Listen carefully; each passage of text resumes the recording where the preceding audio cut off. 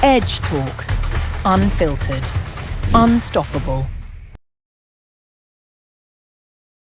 मेरे माइंड में हमेशा आता था आपकी इतनी अच्छी स्किल्स है, आप उसकी आंख में आंसू थे, मेरी आंख में आंसू थे, मैंने कहा कुछ नहीं होता। इंटरेस्ट आने लगा कि कहीं कुछ लूज पुल है जो मैं नहीं पकड़। बड़ा एज का होता है इसमें हमारा, जैसे हमारे हार्मोन्स जब चेंज होने लगते हैं तो बहुत बार एक्ने हमारे स्किन पे आने बहुत सेंसिटिव, इसमें हमको उसका रूट कॉज पता करना है और वो हम ही पता कर सकते हैं। सेकंड पर्सन कोई नहीं बताएगा, डॉक्टर सिर्फ दवा दे सकते हैं। Hello and welcome to the latest episode of Edge Talks, where real stories meet real inspiration.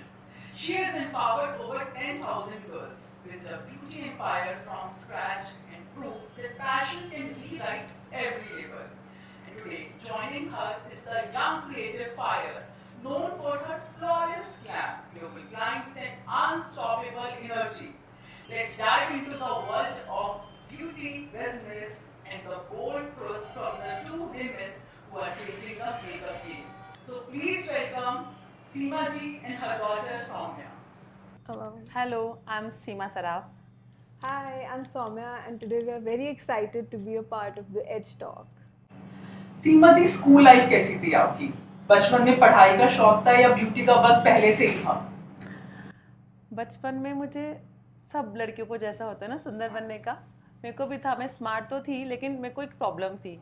कहते हैं ना हर प्रॉब्लम कुछ अच्छा लेके आती है, शायद भगवान हमेशा अच्छा करता है। तो मेरे को 9th क्लास से ही स्किन इश्यूज स्टार्ट हो गए थे, लाइक एक्ने और बहुत सारे स्किन इश्यूज। तो मैं अपना, मुझे मम्मी पापा बहुत सारा पॉकेट मनी देते थे, मैं सब कुछ कलेक्ट करती पूरा मंथ और सैलून में जाके देख के आ जाती थी, क्योंकि मुझे स्किन से बहुत था कि मुझे स्किन पे अच्छा करना है। महारानी कॉलेज में पढ़ती थी तो पास में ही शहनाज हुसैन का एक बहुत अच्छा क्लिनिक था, स्किन क्लिनिक। तब मुझे लगता था वहाँ पे बहुत सारी कुछ कुछ चीज़ें थी जो नहीं हो पा रही थी। मैं सब कुछ दे के भी वो रिजल्ट, क्योंकि उन्होंने मुझे रूट कॉज कभी क्लियर नहीं करा कि आपको एक्ने क्यों हो रहे हैं। सिर्फ आप आइए, हर मंथ हमारे पास ट्रीटमेंट लीजिए, लाइक ये ऐसे ही चलेगा। मुझे लगा नहीं, कहीं ना कहीं कुछ लूज पोल है जो मुझे पकड़ना है। वहीं से मेरे को इस चीज़ में बहुत इंटरेस्ट आने लगा कि कहीं कुछ लूज पोल है जो मैं नहीं पकड़ पा रही हूँ, जब तक मैं स्टडीज़ कर रही थी ग्रेजुएशन तक। फिर मुझे बहुत ऐसा लगा, तो मैंने अपनी पढ़ाई इसमें, मुझे इसमें डीप नॉलेज लेने का बहुत इंटरेस्ट हुआ कि नहीं, मुझे खुद को अपना स्किन समझना है। बिजनेस में आने का तो बाद में था, लेकिन पहले मुझे खुद को समझना। तो मैंने इसमें स्टडीज़ करने का सोचा। तब मैंने थोड़ा सा ढूंढा कि मैं कहाँ पढ़ सकती हूँ, क्योंकि उस समय में 94 में ऐसा कुछ था नहीं कि जहाँ मैं जाके इसके स्टडीज़ कर पाती, या तो सैलून में सिखाते थे या कहीं। लेकिन फिर मुझे पता लगा वुमेंस पॉलिटेक्निक में 2 ईयर का डिप्लोमा होता है। तो फैमिली में किसी ने परमिट ही नहीं करा कि नहीं, इस चीज़ की पढ़ाई करोगी। हम बहुत अच्छे बिजनेसमैन फैमिली से हैं, मेरे पापा जॉब करते थे बैंक में और साथ में उनका एमरल्ड का बिजनेस था। तो अपनी फैमिली में ये सब नहीं चलेगा, तुमको जितना पैसा खर्च करना है खर्च करो, तुम्हारी शादी अच्छी फैमिली में करवा देंगे, जो तुमको करना है करो। नहीं, ये पढ़ाई कर लो लेकिन फ्यूचर में इसके लिए बिजनेस, एज अ बिजनेस आप नहीं सोच सकते। मैंने कहा देखेंगे, मुझे पढ़ना है। मेरे को भेजा पॉलिटेक्निक में घर वालों ने कि जाओ लेके आओ एडमिशन। मैंने बोला नहीं कि मुझे ब्यूटी कल्चर में जाना है, लेकिन मेरा फर्स्ट इंटरेस्ट सिर्फ ब्यूटी कल्चर में था। घर वालों को बोल के गई थी मैं फैशन डिजाइनिंग करके आऊँगी, ठीक है। जैसे मैंने आके बोला कि ब्यूटी कल्चर में मेरा हो गया, तो मैंने घर में आके बोला कि मेरा ब्यूटी कल्चर में हो गया है, तो सब नहीं भाई, क्या ही करना है, अपना पोस्ट ग्रेजुएशन करो और ख़त्म करो, शादी करेंगे। तो फिर लेकिन मैंने कहा नहीं, मुझे तो पढ़ना ही है। फिर मैंने इसकी स्टडीज़ करी 2 ईयर्स तक कॉलेज में, डिप्लोमा। ओवरऑल मैं हमेशा टॉप स्टूडेंट्स में थी और टीचर्स की बहुत फेवरेट स्टूडेंट, क्योंकि मैं बहुत डेडिकेशन के साथ काम करती थी। आज भी मैं अपनी टीचर्स की बहुत फेवरेट स्टूडेंट हूँ। वुमेन पॉलिटेक्निक की मेरी सारी मैम लोग मुझे बहुत अप्रिशिएट, हर स्टूडेंट को मेरे लिए बताती हैं कि हमारे इस कॉलेज से ऐसी एक लड़की निकल के गई है जो बहुत डेडिकेशन के साथ काम करती थी और आज बहुत अच्छा लेवल उसने बना लिया है। इनफैक्ट कॉलेज के प्रिंसिपल मैम के ऑफिस के सामने मेरा एक बहुत बड़ा पिक्चर भी लगा हुआ है और मेरी स्टोरी भी लिखी हुई है वहाँ पे हर स्टूडेंट्स को बताने के लिए। तो वो मेरे लिए एक बहुत प्राउड मोमेंट है हमेशा के लिए। उसके बाद मैंने स्टडीज़ कर ली। स्टडीज़ कंप्लीट होते होते ही वो एज ए मारवाड़ी फैमिलीज़ में शादी कर दूँ, बस शादी कर दूँ, शादी कर दी मेरी। शादी हो गई, उसके बाद मैंने मेरे हस्बैंड को पहले ही कह दिया था कि मैंने अपना लाइफ का बहुत बड़ा टाइम भी दिया है, 2 साल, मतलब वो टाइम पे मुझे करना है। मेरे हस्बैंड बोले जो तुम्हारा मन हो, अपने फैमिली को कहीं भी आपको हर्ट नहीं करना है और आपको करो, मेरी साइड से मना नहीं है, लेकिन कहीं भी कोई भी प्रेस्टीज को हर्ट नहीं होना चाहिए, मतलब अपने लेवल में रह के करना है। तो मैंने उनसे प्रॉमिस करा कि मेरी साइड से कभी भी आपको कंप्लेंट नहीं आएगा। लाइक वो टाइम की बहुत ट्रेडिशनल फैमिलीज होती थी ना, तो उनका एक ही था कि आप घर से बाहर जाके मेकअप नहीं करोगी कभी, मतलब ऐसा कि आप घर पे बुलाओ, मेरे को कोई प्रॉब्लम नहीं है, क्योंकि वर्क इज़ वर्क। मेरे हस्बैंड बहुत ज़्यादा इस चीज़ को समझते थे कि काम बहुत अच्छी चीज़ होती है, आप गलत नहीं कर रहे हो, और अपन को गलत चीज़ से पैसा नहीं कमाना कभी भी। तो वही सेम मेरे पापा और मेरे हस्बैंड का एक ही मतलब रहता था हमेशा कि अपन को कभी भी कोई चीज़ गलत नहीं करना, किसी को हर्ट नहीं करना, और अननेसेसरी कोई गलत काम करके पैसा नहीं कमाना। पैसा कभी भी आ जाएगा, अपनी फैमिली का जो प्रेस्टीज बना हुआ है वो खराब नहीं होना चाहिए। ठीक है, तो फिर मैंने काम स्टार्ट कर दिया। आपने ब्यूटी वर्ल्ड में आने का सबसे पहले कब सोचा? कोई स्पेसिफिक मोमेंट आया जिसने आपको ट्रिगर किया हो? मेरे स्किन प्रॉब्लम ही था जिसने मुझे ट्रिगर करा कि मुझे जो प्रॉब्लम्स आई वो मैं चाहती हूँ अब किसी और को वो प्रॉब्लम्स ना आए किसी की लाइफ में, मतलब मैं अपनी साइड से जिसको भी हेल्प कर सकती हूँ वो करूँ। तो ये मेरे लिए सबसे बड़ा ट्रिगर पॉइंट था जो मेरे को हमेशा ही पुश करता रहता था कि नहीं कुछ करना है, कुछ करना है। तो ऐसा फिर मेरी शादी हो गई, तो उसके बाद बहुत बैठे बैठे ऐसे होने लग गया कि नहीं अब कुछ करना है। तो जब सौम्या बहुत छोटी थी, 1 ईयर भी कंप्लीट नहीं हुआ था, मैंने अपने मम्मी के घर में सैलून खोल लिया। उसमें मेरे बहुत सारे क्लाइंट्स आते तो बस पूछते रहते थे कि अब क्या करें, अब क्या करें। तो मुझे लगता था नहीं, मुझे और इसके लिए और डीप में जाना है। और स्टडीज़ के बाद भी ऐसा होता है, स्टडीज़ और प्रैक्टिकल नॉलेज दोनों दो डिफरेंट चीज़ें होती है। तो मैंने फिर उसको प्रैक्टिकल फेज में करना स्टार्ट करा। स्टडीज़ हो गई थी, लेकिन मेरी स्टडीज़ ने मेरे को हमेशा बहुत आगे लेके गई। जहाँ भी जाती थी मुझे बहुत रिस्पेक्ट मिलती थी हमेशा। ओ वाओ, आपने 2 इयर्स का डिप्लोमा किया है, वाओ आपकी नॉलेज बहुत अच्छी है। जब भी मैं किसी चीज़ को साइंटिफिकली बताती कि हम ऐसा क्यों कर रहे हैं, ऐसा क्यों कर रहे हैं, तो वो लोग सब एट द लास्ट उनको लगता था सीमा मैम जो कह रही हैं वो काफ़ी हद तक ठीक है। तो सौम्या, आपकी स्कूलिंग कहाँ से हुई और सबसे ज्यादा किस सब्जेक्ट के साथ आपकी बॉन्डिंग थी? I'm from Jaipur, so yeah, it was locally from Jaipur. There's one of the best schools in Jaipur, I would say, St. Xavier's. I've done my schooling from there. So from the very childhood schooling, I was a good kid. I would not say I was bad in studies, but I was good. And all subjects, I never had a favorite subject, to be very honest. I liked everything. तो वो नहीं होता कि सब करना है, सब कुछ अच्छा करना है, like that I was like that, not very good, किसी चीज़ में एक्सीलेंसी भी नहीं है, mediocre. So everything was my favourite, but like again art was something that always drives me. तो फर्स्ट स्टैंडर्ड सेकंड स्टैंडर्ड में क्या होता है, ड्राइंग, आर्ट एंड क्राफ्ट। तो बचपन में मुझे इतना उसमें नहीं था, क्योंकि मेरे को लगता था मेरे को नहीं आती ड्राइंग करनी, but mamma always used to say नहीं यू शुड ड्रॉ। तो I was driven towards that, but पढ़ाई was the major fact that that I have to study. That was the major thing that I had to do. तो इन सब चीजों में childhood dream क्या था? Like सब कुछ तब भी मेकअप और स्टेज के आसपास ही घूमता था, या फिर आपके कुछ और प्लान्स थे? नहीं, मतलब ड्रीम मेरा ये था कि I just have to do something and achieve something in my life, no matter through makeup, through studies, through a degree, through travel, anything. From the very time, like first, second standard, I used to look up to women who have achieved something. I used to look up to my mother. She was constantly doing something for her family and for the profession, side by side. So she, like, I was lucky enough to see her. And then I used to see everyone, because, I was from a family which is very deep rooted in religion. Like, so very less women were working. But I had the privilege to have like my friends' mothers. They were like, I saw so many women doing so much, achieving so much. So I was like pretty sure कि नहीं, I have to achieve something, no matter through what channel, but I had to do something like that.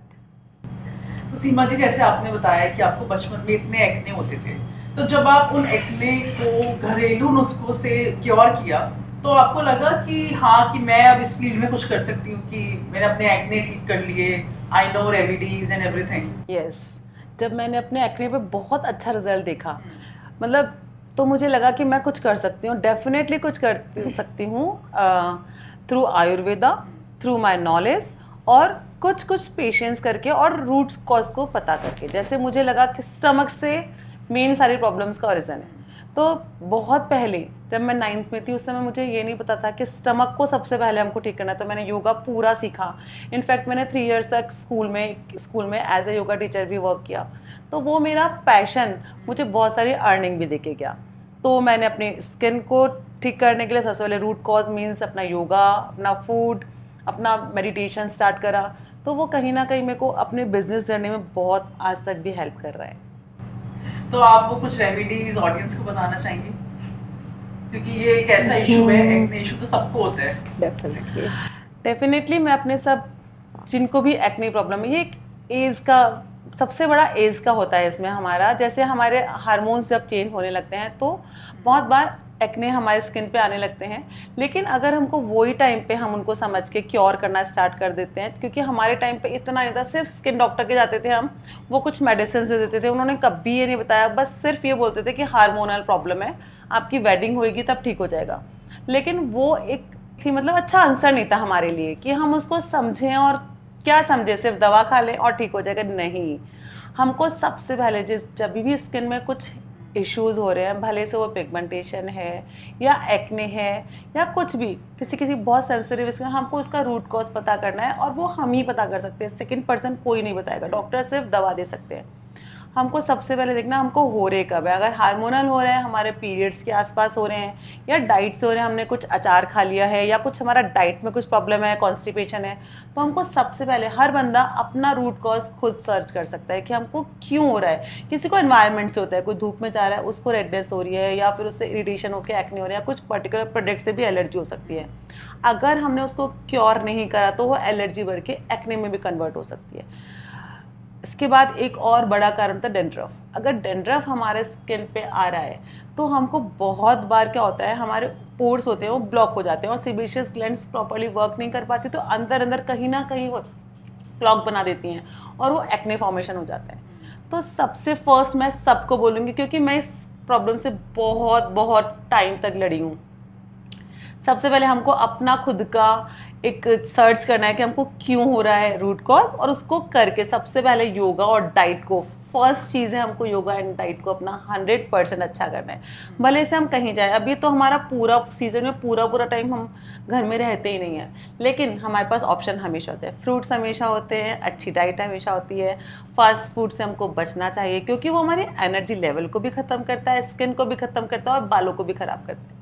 इसलिए मैं तो यही बोलूँगी कि हमको बहुत ज़्यादा अपने रूट कॉज को पता करने, उसके साइड बढ़ना चाहिए। तो आपने जब कोर्स किया, अपना पॉलिटेक्निक कोर्स किया, उसके बाद रियल वर्ल्ड में उतरना कितना चैलेंजिंग और कितना एक्साइटिंग था आपके लिए?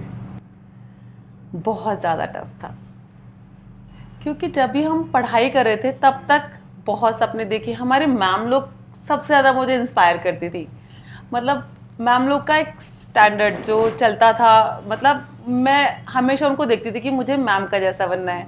हमारे दीदी मैम, मनीषा मैम, मतलब सारे मैम बहुत ही आइडियल थे मेरे लिए कि मुझे ऐसा बनना है। क्योंकि मैं जब डिफरेंस देखती थी एक हाउस वाइफ में, भले से वो कितनी भी अच्छी फैमिली से हैं, और एक प्रोफेशनल लेडी, जब मैं उनको दोनों को कंपैरिजन करती थी तो मुझे बहुत कंपैरिजन फील होता था। मुझे हमेशा साइड में प्रोफेशनल लोग पसंद आते थे, मतलब।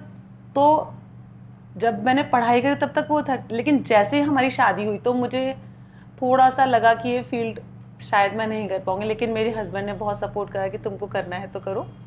फिर धीरे धीरे मैंने सबको मनाया कि मैं सैलून खोलूँ। फिर मेरे पापा ने, जो मेरे को इस फील्ड में बहुत पसंद नहीं करते थे, मैंने कहा पापा मेरा बहुत मन है, तो उन्होंने खुद ने मेरे लिए बहुत सुंदर सैलून बनवाया। वो टाइम पे एसी सैलून बनवाया 2 मंजिल का, कि नहीं पॉसिबल नहीं है, लेकिन उन्होंने बोला चल ठीक है तेरा मन है। मेरे हस्बैंड बोला ठीक है तुम करो काम, मैं साथ हूँ तुम्हारे।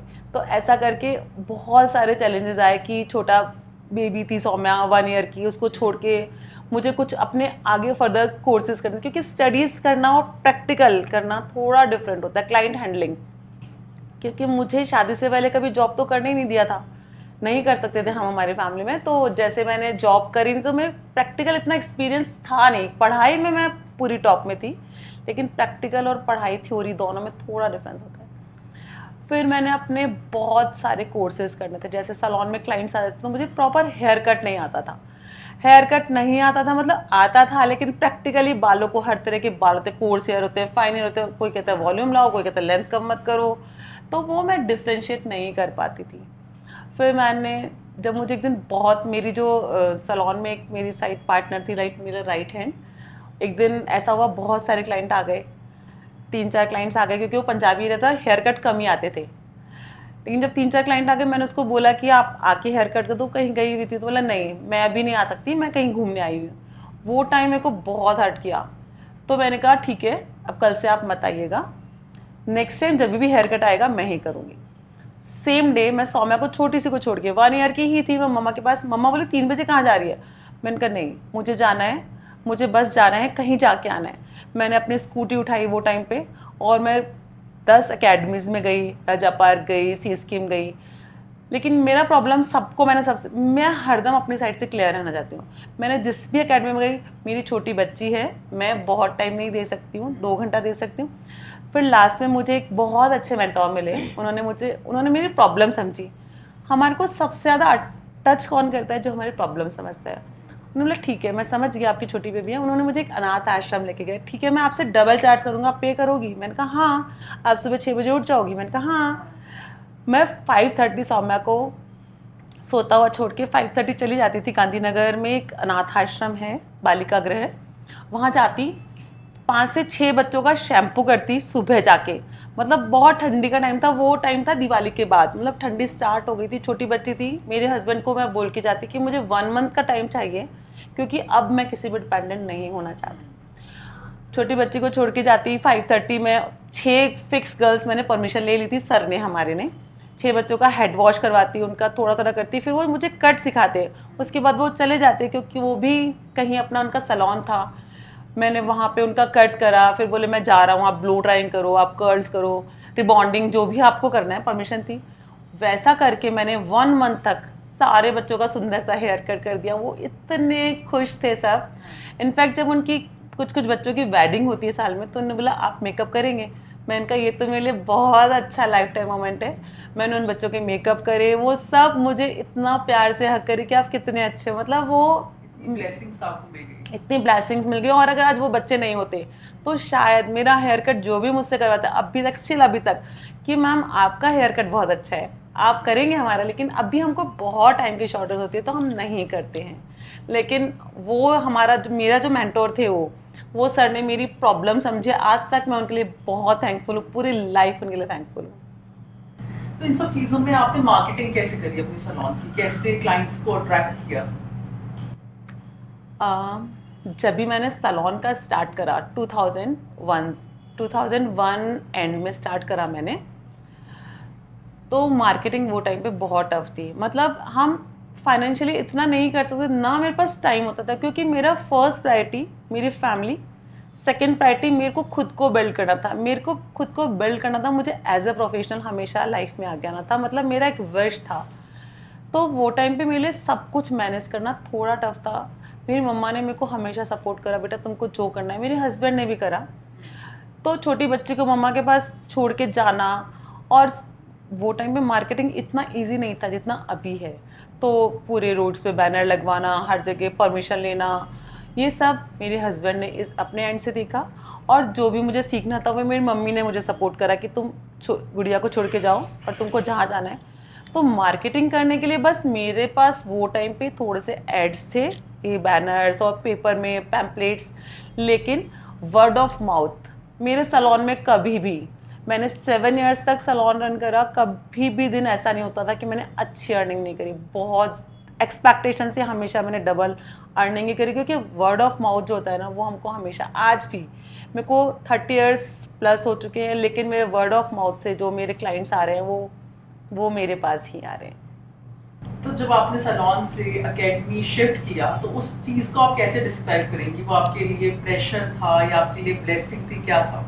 सैलून से एकेडमी, जब मैंने सैलून खोल लिया तो बहुत सारे सेम वही ब्राइड्स आती थी, और प्लस मेरा जो एरिया था, सिटी वाला एरिया, वहाँ पे बहुत सारे, जैसे मेरी जैसी ब्राइड्स थी, मेरी जैसी बहुत सारी फीमेल्स थी जो काम करना चाहती थी, लेकिन उनका कुछ ऑप्शन नहीं था। वो टाइम पे सिर्फ सिलाई कर लो आप घर में बैठ के, क्योंकि हमारा प्रेस्टीज इशू है।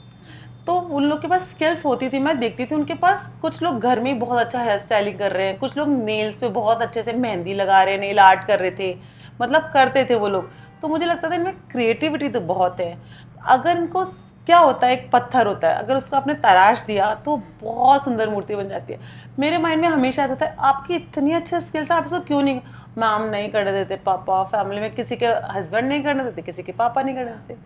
तो मैं इनका क्या कारण है, वो बोलते थे नहीं इस फील्ड को अच्छा नहीं मानते। मतलब जो लोग कर भी रहे थे ना, वो लोग बहुत मजबूरी में, मतलब ऐसा नहीं है कि वो टाइम पे सैलून नहीं चलते थे, या तो कुछ लोग बहुत जो सोशल लेवल से ऊपर उठ गए जिनको कुछ फर्क नहीं पड़ता है तो वो लोग कर रहे थे, या जिनको बहुत एक्सट्रीम नीड होती थी वो करते थे। अभी ये सब लोग का एक पैशन है। तो मतलब मैंने बहुत सारी गर्ल्स, जिस एरिया में मेरा सैलून था, मैंने पूछा तो बोले ठीक है मैम, आप अगर एक बार मेरे हस्बैंड या मेरी मम्मा से मिल लेंगे तो वो मुझे आपके साथ, क्योंकि हमको लगता है आप बहुत लॉयल हैं, आप उस तरह के नहीं हैं कि कहीं कुछ गलत होगा।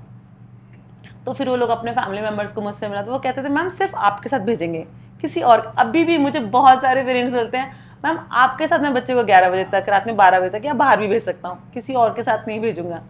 तो मतलब ये मुझे लगता है कहीं ना कहीं मेरी ब्लेसिंग्स थी, मेरे पेरेंट्स का बहुत ज़्यादा रोल था इसमें कि खुद से ज़्यादा सामने वाले पे ऐसा होना चाहिए कि वो आपकी फैमिली मेम्बर है। जैसे सौम्या है वैसे तुम्हारे वो बच्चे हैं, पापा हमेशा ऐसे कहते सौम्या है वैसे तुम्हारे वो बच्चे हैं। ऐसा ही सोच के काम करना कि तुम कभी अपने बच्चों को कहीं गलत जाने दोगी नहीं, तुम्हारा पूरा कंट्रोल। जैसे हमारे मैम लोग हमेशा साथ देती थी।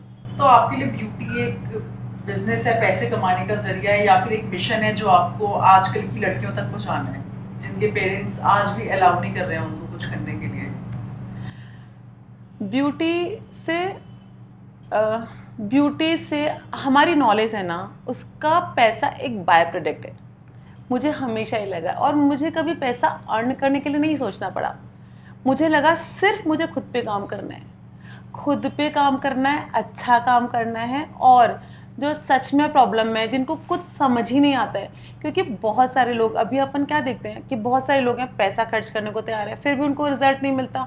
बहुत अच्छे मेकअप आर्टिस्ट के पास जाते हैं तो भी रिजल्ट नहीं मिलता, सेटिस्फैक्शन लेवल नहीं होता। आपने स्किन केयर करवा लिया, लेकिन अगर उनको थोड़ा भी प्रॉपर गाइडेंस मिल जाता है तो वो कहीं ना कहीं अपना प्रॉपर गोल अचीव कर लेते हैं। तो मुझे तो अभी तक ऐसा लगा मेरे 30 इयर्स के करियर में कि अगर मैंने अपने आप पे वर्क करा, अपनी नॉलेज को पॉलिश करा, तो मैं सामने वाले का हर तरह से उनके क्वेश्चंस को सेटिस्फाइड कर सकती हूँ। और पैसा तो बाय प्रोडक्ट जो मांगते हैं वो मिल ही जाता है 100%। मैंने अपनी क्वालिटी पे ध्यान दिया है डे 1 से। जब हम बहुत इन्वेस्ट नहीं कर सकते थे, मेरे पास एक छोटा सा बैग हुआ करता था, बहुत छोटा सा, बस वो बैग कॉलेज से, मैं सैलून से आती या कॉलेज से आती थी, कॉलेज में पढ़ाती थी मैं, बस एक छोटा सा, किसी की भी क्वेरी आती मैम आपसे मेकअप करना, बैग उठा के चल। तब मुझे लगता था इतने बड़े बड़े मेकअप आर्टिस्ट क्यों 3-3 बैग्स उठाते हैं, 4-4 बैग्स, कभी मेरे पास भी होंगे। आज अगर हम एक पूरा रूम भी ब्लॉक कर दें तो कम है। सौम्या, आपकी मम्मा की तो इतनी इंस्पायरिंग स्टोरी रही है।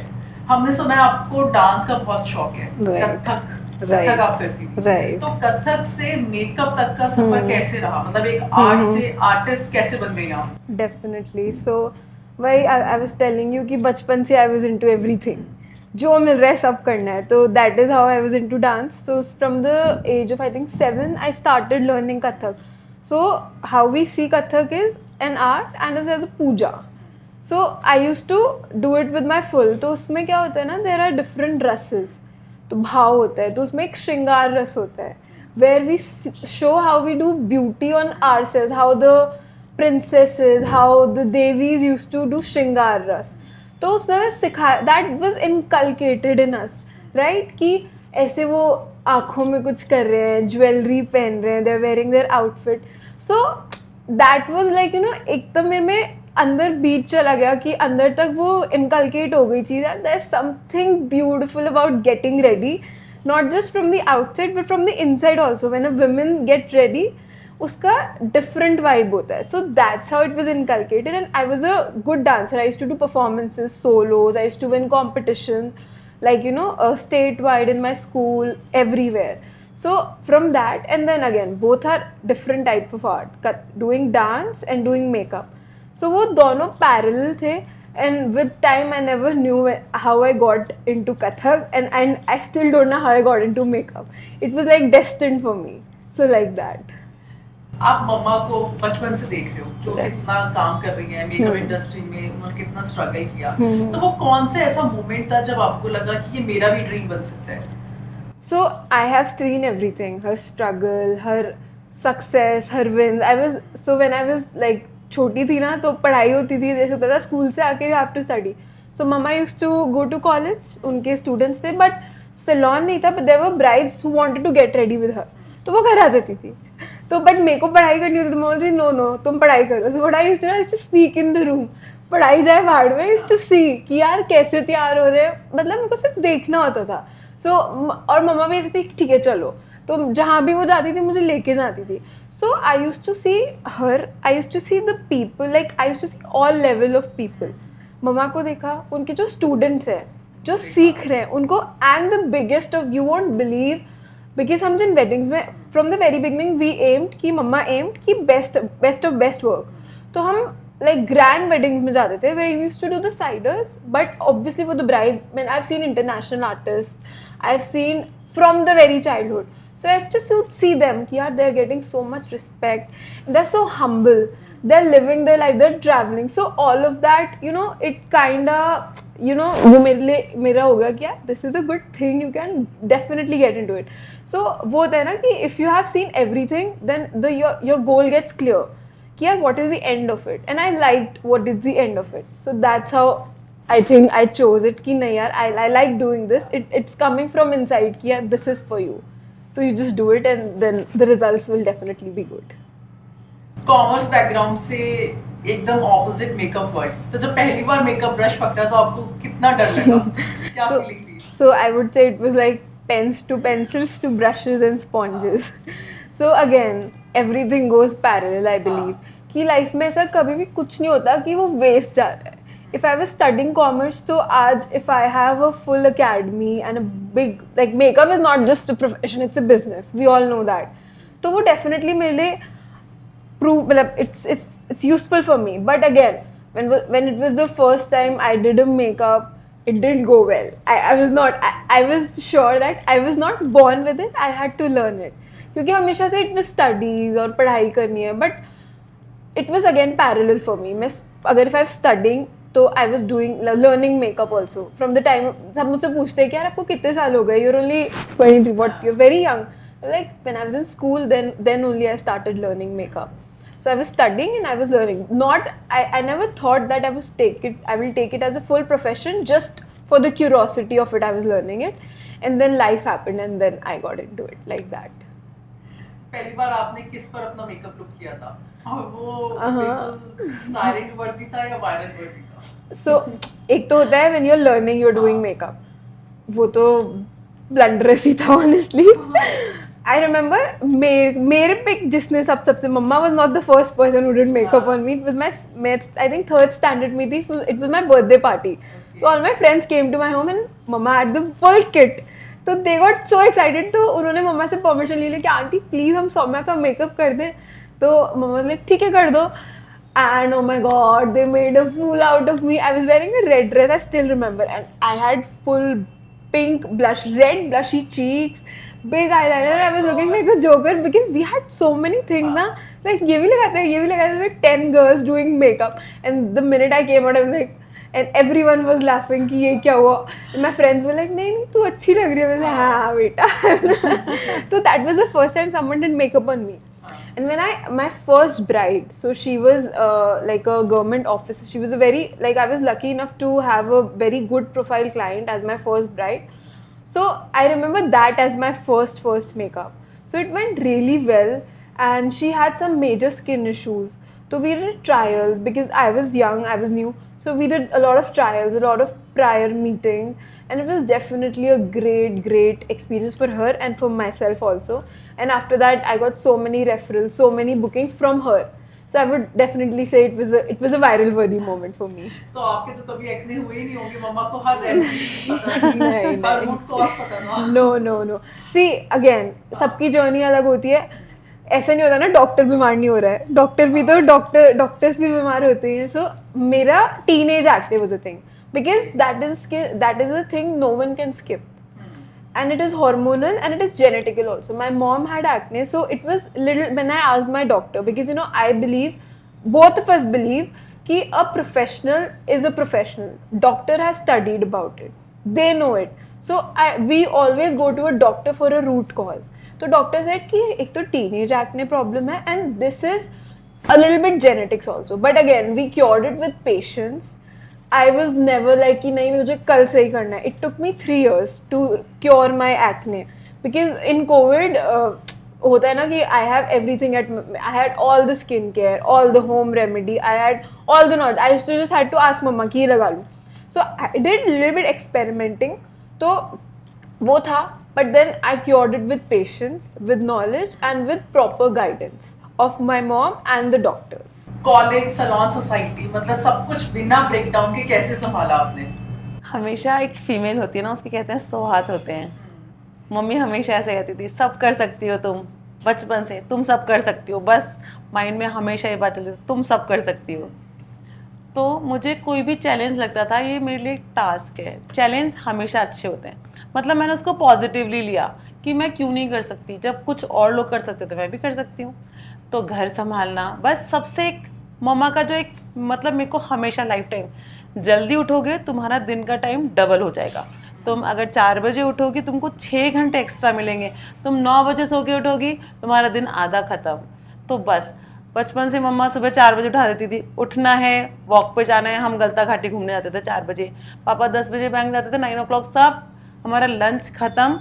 फिर दिन में जो सीखना है सीखो. तो जल्दी उठना सबसे मेरे लिए जीवन का एक की पॉइंट रहा है. जल्दी उठ के सारा घर का काम जो भी मुझे करना था वो करती थी, खाना बनाती थी. फिर कॉलेज चली जाती थी. कॉलेज में वहाँ पे इतने सारे बच्चे, इतने सारे स्टूडेंट्स होते थे. एट अ टाइम क्लास में 30-40 स्टूडेंट्स. वो कॉलेज करके फिर घर आना, फिर बच्चे स्कूल से आना, साथ में बैठ के लंच करना, फिर शाम को मेकअप पे जाना, फिर आके फिर डिनर करना. वो टाइम पे ऐसा नहीं होता था कुक रख लिया और हो गया काम. खुद ही आके डिनर बनाना. मेरे हस्बैंड को कुछ किचन का नहीं आता है, तो वो वेट करते थे तू कब आएगी फिर खाना खाएंगे. कुछ नहीं होता. मैं ऐसे सोचती थी, मम्मी कहती तू सब कर सकती है. बस माइंड में हमेशा एक बात चलती थी, तो सब कर सकती है, बस जादू की छड़ी घुमाएगी और सब कर देगी. तो वो ऐसा ही होता था कि सब कर सकते हैं. और थकान कुछ नहीं होता. मम्मी हमेशा कहती थी मन के हारे हार और मन के जीते जीत. तो तुम अगर कर लोगी, तुम बस मन से हार जाओगी तो हार जाओगी. तो इसलिए थकते तभी हैं जब तुम्हारा ब्रेन थकेगा, नहीं तो बॉडी इतना नहीं थकती. तुम अच्छा खाओ, अच्छा सोचो और अच्छा करो. जब तुमको बहुत सारे लोगों की विशेस मिलेंगी ना, कि आपको बहुत सारे ब्लेसिंग्स मिलेंगी, तो तुम अपने आप. और मेरे को सच में हमेशा कॉलेज में इतना प्यार कि मैम आएंगी, पूरे कॉलेज के बच्चे, स्टूडेंट्स के अलावा. आप मानेंगे मेरे क्लास में 30-40 स्टूडेंट्स होते थे. एट अ टाइम क्लास में कैपेसिटी नहीं तो भी 50 बच्चे. ब्राइडल शो मैं करती थी, एक दिन में हम 30-40 ब्राइड्स करते थे. तो मतलब पूरा कॉलेज के बच्चे सिर्फ मेरे रूम में आए. पूरे लेक्चरर्स परेशान थे, सीमा जी आपका रूम तो हम बंद करवा के रहेंगे. सारा कॉलेज हमारे क्लास में बच्चे नहीं आते, आपके पास आते. क्या आप मिठाई घोल के खिलाती हो? मैंने कहा मैं तो मैम सबको भेजती हूँ, फिर भी आ जाते हैं, मैं क्या ही करूँ. मैम मॉडल बना लो, प्लीज़ हेयर कट कर दो, मैम मेकअप कर दो, मैम हेयर स्टाइल करवा दो. तो मतलब सब ऐसा होता था ना कि फिर बस वो जब मिलता था तो ऐसा होता था एकदम हल्के हो गए हम. जब सबको खुश कर देते थे हल्के हो गए. फिर घर पे आके बच्चे दोनों, मम्मा आज क्या बनाया, तो उनका ऐसा मन होता था कि अभी कुछ अच्छा बनाना है, बच्चे खुश हो जाएंगे. उनको भी लगता होगा कि मम्मा हमारे साथ टाइम. यस. और मम्मा आप जो बनाते हो ना वो बेस्ट बनाते हो. और उनको बचपन से एक था कि बाजार का नहीं खाना, क्योंकि मेरे को पता था फूड की क्या वैल्यू है. तो मुझे कहीं ना कहीं पता था कि अगर मेरा स्टमक खराब है, मेरे को इसके रिलेशन मेरे दोनों बच्चे इस प्रॉब्लम से सफ़र ना करें, तो मैं कहीं ना कहीं डाइट पे बहुत फोकस. तो उनके माइंड में बचपन से एक चीज़ डाली थी कि बेटा घर का जो होता है ना प्योर होता है. देखो हम कितना क्वालिटी वाला फूड परचेज करते हैं. मैं दोनों बच्चों को जब भी मार्केट जाती थी, सब्जियां खरीदने, फ्रूट्स खरीदने या ड्राई फ्रूट्स खरीदने या मसाले, अपन चलते हैं ऐसे लेके जाती थी. इनको स्कूटी चलाती थी मैं तभी, तो इनको समझाती थी कि वहाँ पे देखो क्वालिटी का. फिर मैं कहती भैया ये बादाम हम अमेरिकन क्यों नहीं खरीदे, मामरा क्यों खरीदे? तो बोलते थे मैम क्वालिटी का डिफरेंस है. मैंने कहा देखा क्वालिटी कितनी होती है, क्यों ले रहे हैं हम 650 के, क्यों ले रहे हैं हम 1300 के? क्योंकि हमको क्वालिटी पे जब हम डिफ्रेंशिएट करेंगे तो बच्चों को लाइफ में क्वालिटी की वैल्यू सिखाना चाहती थी मैं.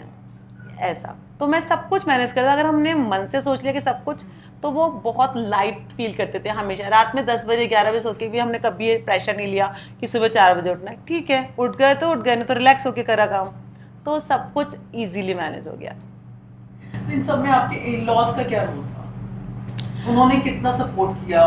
पसंद थी उनको ये फील्ड आपकी? मेरे इन लॉज हमेशा मेरे लिए कोऑपरेटिव ही रहे, कभी उन्होंने मुझे डीमोटिवेट नहीं करा। बस ये कहते थे तुम कर सकते हो तो कर लो, हमारी साइड से ना रोकना है और ना तुम्हारे को कभी तुम ये ना बोलो कि तुमने फाइनेंशियली मतलब रिक्वायरमेंट्स के लिए ये करा है, तुम्हारा पैशन है। उन्होंने कभी रोका नहीं और उन्होंने कभी मुझे ऐसा बहुत मोटिवेट भी नहीं करा। बस ये था कि सबसे मेरे लिए प्लस पॉइंट था कि उन्होंने कभी मुझे रोका नहीं कि नहीं तुम ये नहीं कर सकती। हाँ, कभी कभी कुछ होता है फैमिली में, वो सबके में होता है कुछ मैंने, लेकिन कभी कुछ मेजर इशू भी हुआ तो मैंने उसको एज अ टास्क लिया कि अब तो मैं ये करके ही दिखाऊंगी। जैसे जब भी मैं इस फील्ड में आई थी लोग कहते थे तुम शायद नहीं कर पाओगी, मैं इनका एक दिन आप देखना यही लड़की आपकी फैमिली का नाम रोशन करेगी।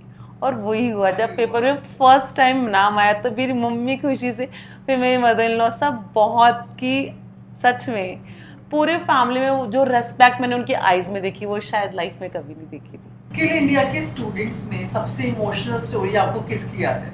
स्किल इंडिया की स्टोरी में मेरे बहुत स्टूडेंट्स हैं जिनको मैं कभी लाइफ में नहीं भूल सकती। मतलब मेरे साथ हर दिन कुछ ऐसा होता था, मुझे लगता था लाइफ में कितनी प्रॉब्लम्स चल रही है लोगों को, मैं कहाँ तक उनको हेल्प कर सकती हूँ। मतलब मैं कुछ हूँ नहीं हेल्प करने के लिए, शायद भगवान ने मुझे कुछ एक माध्यम बना के भेजा है कि मैं उनको कहीं हेल्प कर सकती हूँ। शायद मेरी जो थॉट्स हैं वो मुझे लगता था कि कहीं ना कहीं उनको सपोर्ट करती थी, क्योंकि इंसान जब सब तरफ से टूटता है ना तो उसको बस एक नेगेटिव थॉट आता है कि अब मुझे क्यों रहना है, मैं कुछ नहीं कर पाऊंगी अपने बच्चों के लिए। मतलब और हर पेरेंट्स के लिए उसका बच्चा बहुत प्रीशियस होता है, लेकिन वो कहते थे नहीं नहीं मैम हम तो किसी लायक। मैंने कहा नहीं, आप गॉड के गिफ्ट है। जैसे मैंने भी तो प्रॉब्लम फेस करी, फिर मैं उनको अपनी स्टोरी बताती थी कि मैंने कहाँ से कहाँ ग्रो करा है। आज आप मुझे देख रहे हो, आप मुझे पसंद कर रहे हो। मतलब मैं कॉलेज के बाद, मेरा 3 आवर्स का कॉलेज होता था, लेकिन कभी कभी मैं 2 बजे तक घर पहुँचती थी 12 o'clock के, मतलब मेरा 9 to 12 कॉलेज था। तो मेरे हस्बैंड सब बोलते तो बहुत लेट हो गई। मुझे लगता था मुझे किसी बच्चे को शायद मेरी बहुत ज़रूरत थी। तो ऐसा करके मैं उन बच्चों को 1-1 2-2 घंटे मोटिवेट करती थी कि नहीं बेटा कहीं कुछ गलत नहीं सोचना, लाइफ में गलत सोचना नहीं, बहुत सारी अपॉर्चुनिटीज़ आपका वेट कर रही है। मैं हूँ, जितना मैं कर सकती हूँ आपको बताओ क्या सीखना है मैं सिखाऊंगी। कॉलेज में ऐसा होता था कि मैम फीस देने के लिए पैसे नहीं है, कोई बात नहीं, फीस का इंतजाम हो जाएगा, आप करो काम, हम मिल के काम करेंगे।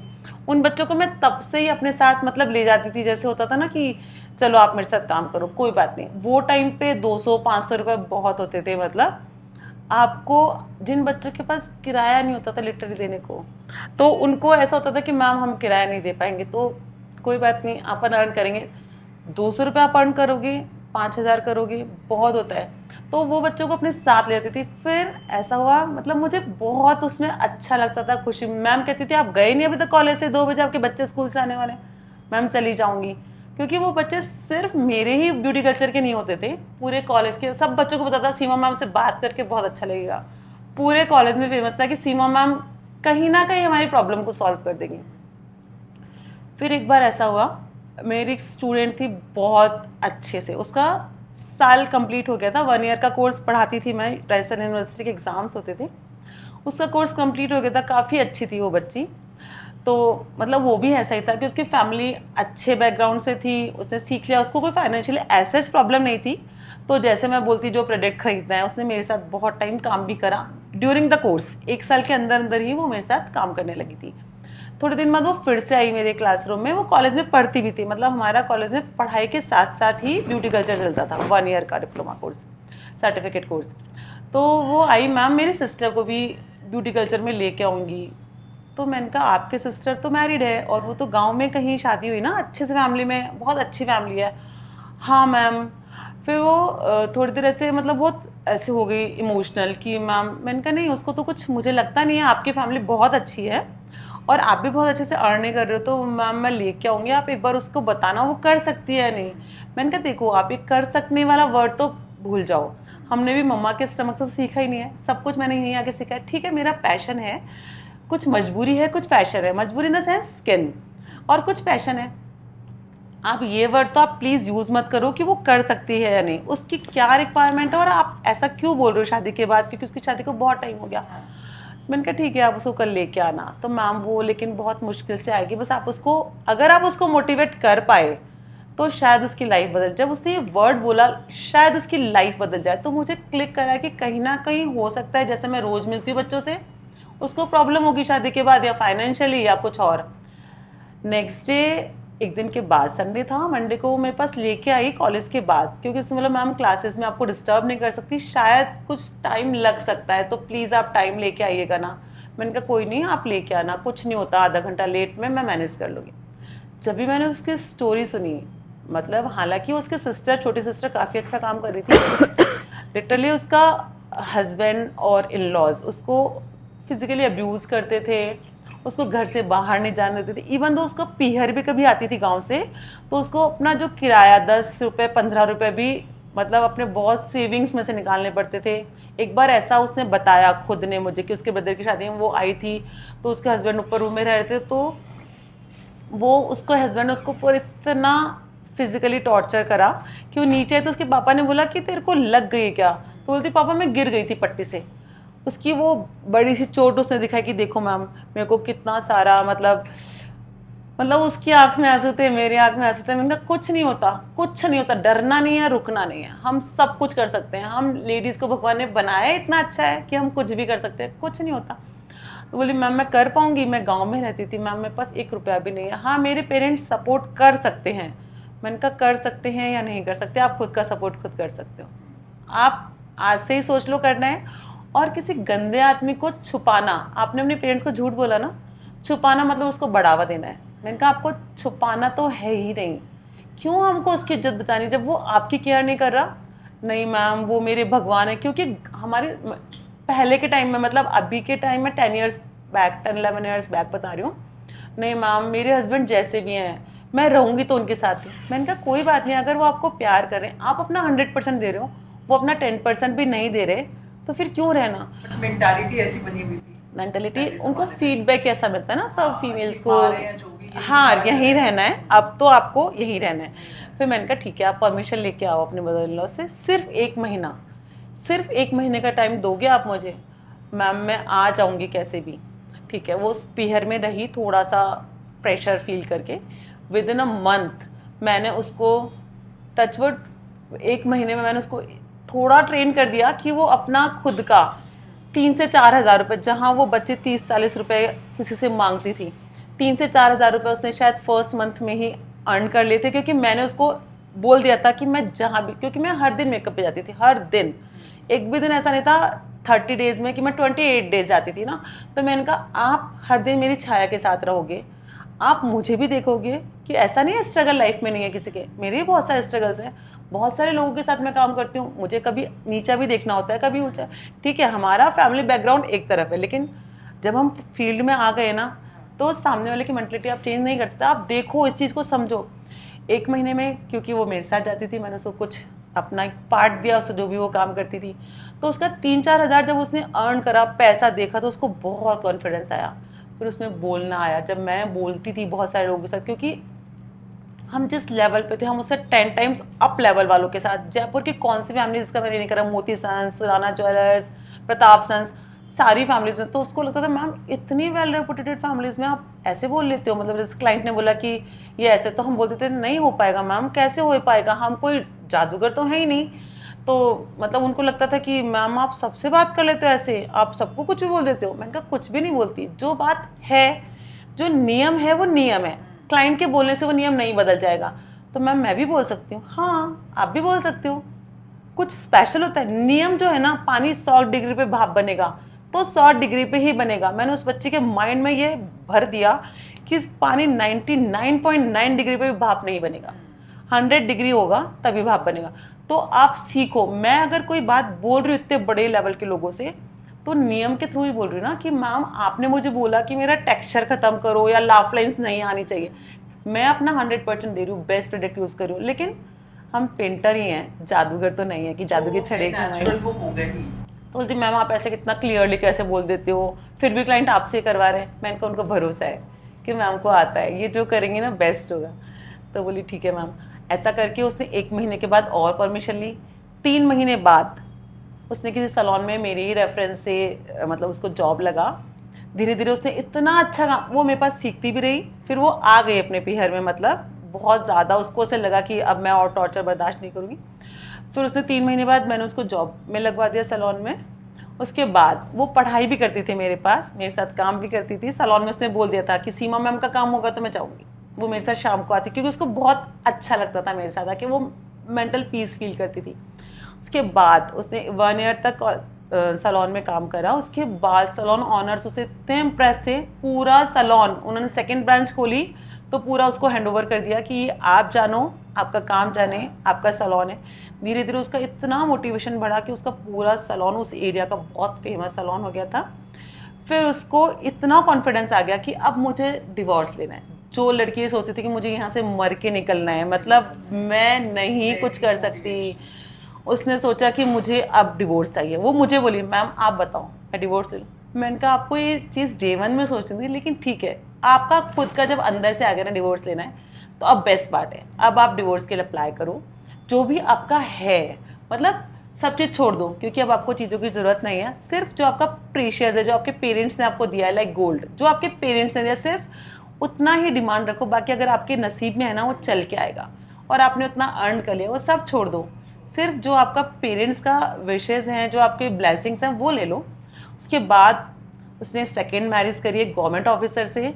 अभी उसको नीड नहीं है लेकिन उसका मन होता है, कभी मैं उसको बोलती हूँ काम पे तो वो डेफिनेटली आ जाती है। लेकिन वो बोलती है मैम मुझे अब भगवान की दया से पैसे की ज़रूरत नहीं है और अब मैं इतनी खुश हूँ अपने मामले में। वो हर उसको देख के मुझे हमेशा लगता है कि शायद भगवान ने कुछ अच्छा किया है मेरे साथ, कि मैं किसी की लाइफ में कुछ 1% हेल्प कर। तो लाइक इतनी सारी पॉजिटिविटी से आपको कभी लगा नहीं कि आपको खुद का एनजीओ खोलना चाहिए?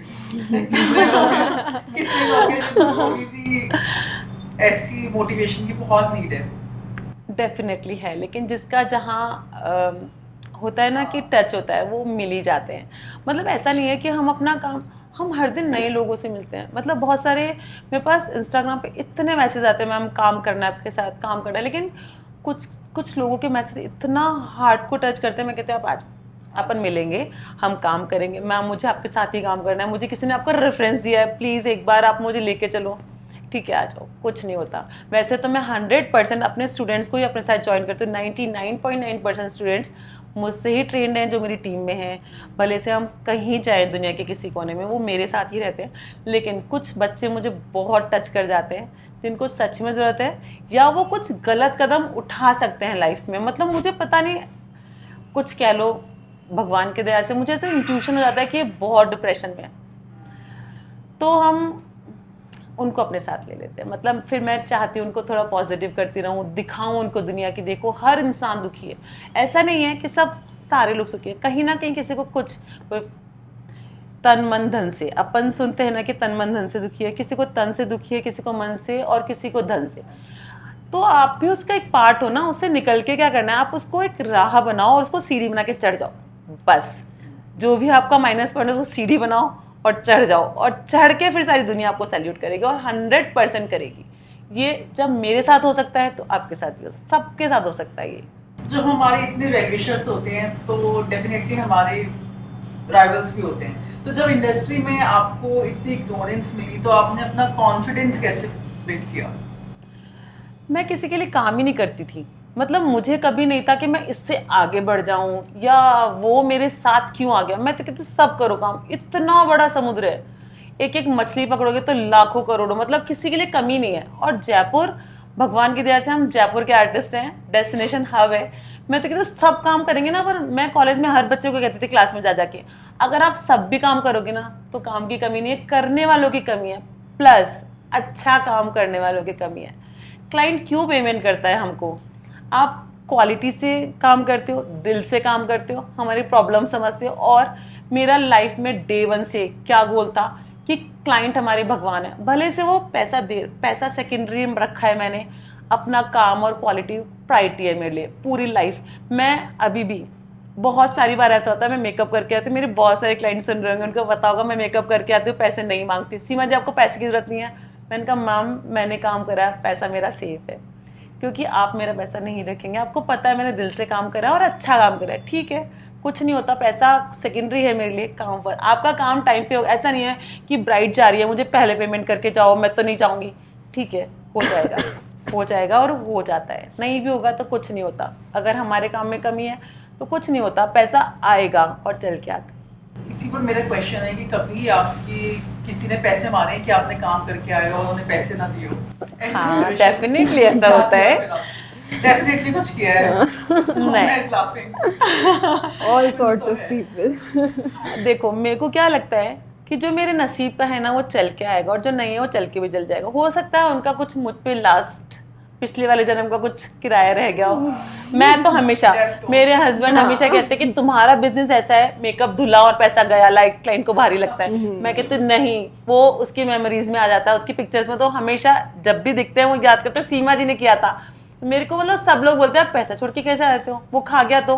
और ऐसा नहीं है नहीं खाते। जब भी 2018 में देवउठनी एकादशी के दिन मेरे पास 8 ब्राइड्स थे एट अ टाइम। मेरा स्टूडियो नहीं था तभी में, मतलब हम लोग सिटी रहते थे, तो हमारे पास एक छोटा सा स्पेस था, एक रूम था, उसी में मैंने एक मिरर और एक चेयर टेबल लगा रखा था। तो मेरे पास 8 ब्राइड्स थी। सबसे लास्ट वाली ब्राइड थी वो बहुत ट्रेडिशनल फैमिली से थी। तो उसका ऐसा था कि किसी कास्ट, पर्टिकुलर कास्ट में ऐसा होता है कि बारात बहुत लेट आती है, 10 o'clock 11 o'clock तक बारात ही आती है उनकी। तो उसने बोला मैम वो ब्राइड मैं कभी पूरी लाइफ में नहीं पूछूंगी। सोचो मैंने 7 ब्राइड्स करी पूरा दिन, 3 बजे से मैं ब्राइड्स करी थी। तो सौम्या मेरे साथ नहीं थी, मतलब सौम्या ने इसमें नहीं करा था, तो मैं करती जा रही थी नॉन स्टॉप। मेरी साथ मेरी एक थी मेरी हेयर आर्टिस्ट, वो और मैं, मतलब मैं खड़ी थी, सिर्फ खड़ी थी, मैंने कुछ नहीं खाया था। ऐसा 7 ब्राइड्स कंप्लीट हो गई। उसने बोला मैम मेरी रिक्वेस्ट है, मेरे को आपसे करवाना है मेकअप, आप मेरे घर आ जाएंगे। बहुत पास था उसका घर, सिटी में ही बहुत पास, एक इंटीरियर एरिया में। तो मैंने कहा कुछ नहीं, आपका मन है मैं कर दूंगी। लालच नहीं था, लेकिन उसके भावना को देख के मैंने बोला ठीक है। मैं आर्टिस्ट बोली मैम मुझे बहुत लेट हो गया, मैं चली जाऊँ घर, 8 o'clock हो गए, मेरे पेरेंट्स डांटेंगे। तो मैंने कहा आप जाओ, एक ही ब्राइड तो मैं कर दूंगी। पहले मैं मेकअप हेयर ड्रिपिंग सब खुद करती थी और बहुत फास्ट।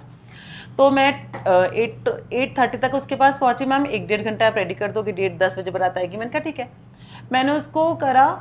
ये टाइम 19 की बात नहीं है, नोटबंदी की बात है। जिस दिन नोटबंदी हुई थी वो देवउठनी एकादशी के 2-3 दिन पहले कुछ ऐसा था।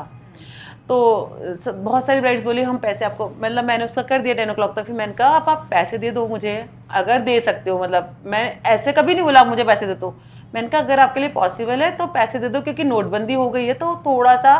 तो बोली मैम पुराने नोट ले लो। मैंने कहा देखो पुराने नोट तो मैं नहीं ले सकती, मुझे तो नए चाहिए। तो बोलती है मैम मैं आपको 2 दिन में दे दूँगी। 2 दिन हो गए, 10 दिन हो गए, 1 महीना हो गया। मैंने कहा यार आपको पता है ना मैं कितना, मतलब आपको, स्टिल उसने अभी तक नहीं पेमेंट करा है। कुछ नहीं फ़र्क होता, लेकिन उसकी लाइफ में कुछ मेजर इश्यूज आए। मतलब उसने सोचा, मतलब उसको पता था कि सीमा मैम के पास कोई प्रॉब्लम अगर हम बात करते हैं तो उसका पॉजिटिव सॉल्यूशन आता है। उसने 1 महीने बाद मुझे कॉल करा कि मैम आपका पेमेंट मैं नेक्स्ट मंथ करवा दूंगी, प्लीज़ आप मेरी प्रॉब्लम समझो, इन लॉज के साथ कुछ इश्यूज हो गए हैं। मैंने कहा कोई बात नहीं। उसकी सारी प्रॉब्लम, मतलब उसने बोला मैम आप, मैं सिर्फ आपसे बात करना चाहती हूँ, आप प्लीज़ उस चीज़ को साइड में रख के बात करोगे, मैं पेमेंट अभी नहीं कर पा रही। मतलब मैंने कहा कुछ नहीं, आपकी क्या प्रॉब्लम है, आप प्रॉब्लम में मत रहो, आफ्टर ऑल आप मेरे स्टूडेंट हो। वो स्टूडेंट थी मेरी। मैंने उससे जो भी उसकी प्रॉब्लम से उसको पॉजिटिवली सॉल्यूशन दिया कि नहीं अपन को किसी से लड़ाई नहीं करनी। और सब ब्राइड्स को शादी के 1 महीने 2 महीने 4 महीने तक सबको प्रॉब्लम्स, ऐसा नहीं है कि आप ही को हो रही है, एडजस्टमेंट करना पड़ता है। आप ही देखो कि आप कहाँ सही हो, आप किसी को हर्ट नहीं कर रहे, आपकी अपनी बात को रखो, आप अपनी बात को तरीके से और तमीज़ से रखो। बस मैंने उसको एक ही शब्द बोला, आप अपने को जो बात रखनी है तरीके से और तमीज़ से रखो, बदतमीज़ी से किसी चीज़ का हल नहीं होगा। आप भी सोचो पैसे वाले, पीहर वाले पैसे वाले हैं या इन लॉज हैं, कोई कुछ नहीं होता। अगर आपने बात तमीज़ से रखी, आपकी हर बात मानी जाती है, सॉल्यूशन निकल आता है। और सबसे पहले माइंड से थॉट्स निकाल दो कि मैं चली जाऊंगी, तलाक ले लूँगी या कुछ, वो भी सॉल्यूशन नहीं है। कहाँ तक भागते रहेंगे हम। उसको वो बात समझ आई, आज वो बहुत अच्छे से अपनी फैमिली में सेटल, लेकिन पैसे नहीं थे। कुछ नहीं होता, पैसे आ जाते हैं कहीं से भी, उसकी लाइफ बच गई, वो मेरे लिए सबसे अच्छा। मुझे कुछ नहीं होता, पैसे आ जाएंगे। अगर मैंने इतनी मेहनत करी है, वो नहीं देख रही, उसका भगवान देख रहा है, मेरा भगवान देख रहा है। इन सब चीजों में सौम्य आपसे कितनी डिफरेंट है? सौम्य का क्या टेक है कि क्या इतना लीनियंट होना चाहिए? मतलब आई थिंक डेफिनेटली हर हाँ। Act of living is different from the very beginning. मतलब आई बिलीव प्रोफेशन एक तरफ है और पर्सनल फीलिंग्स और वो एक तरफ है. बट अगेन एक होता है ना, we see a human as a human.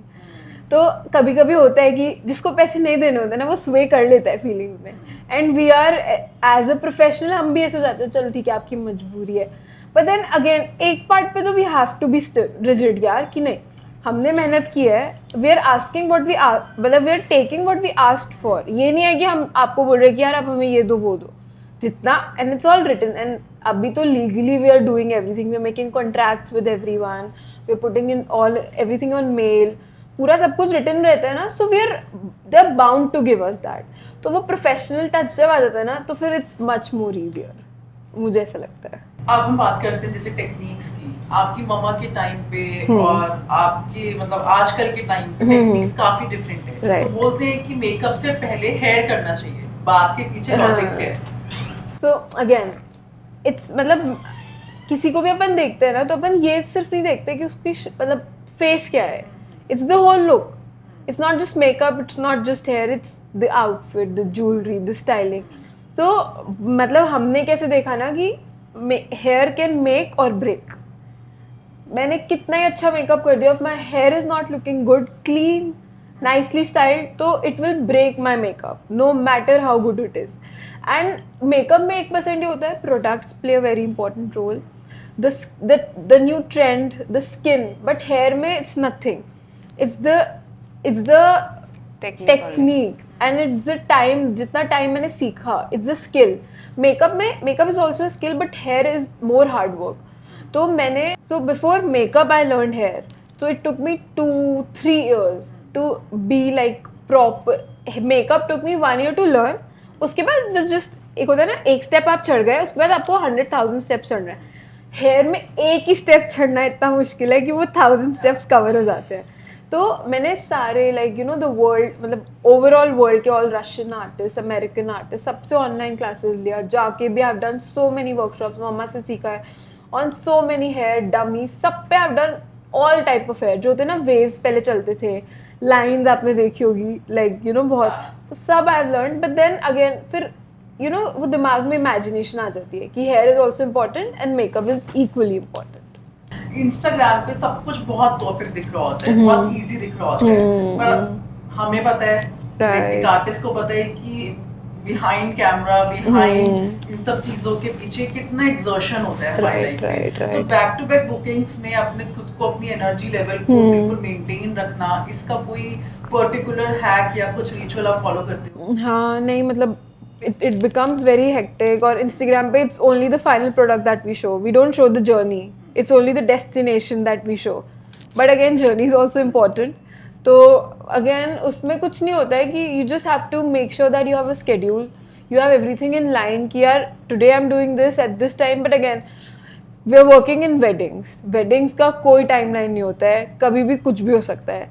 कोई मुझे बोल रहा है 8 o'clock मेरी entry है, they are entering at 1. So it becomes very hectic. So it's just what I say is keep your patience alive.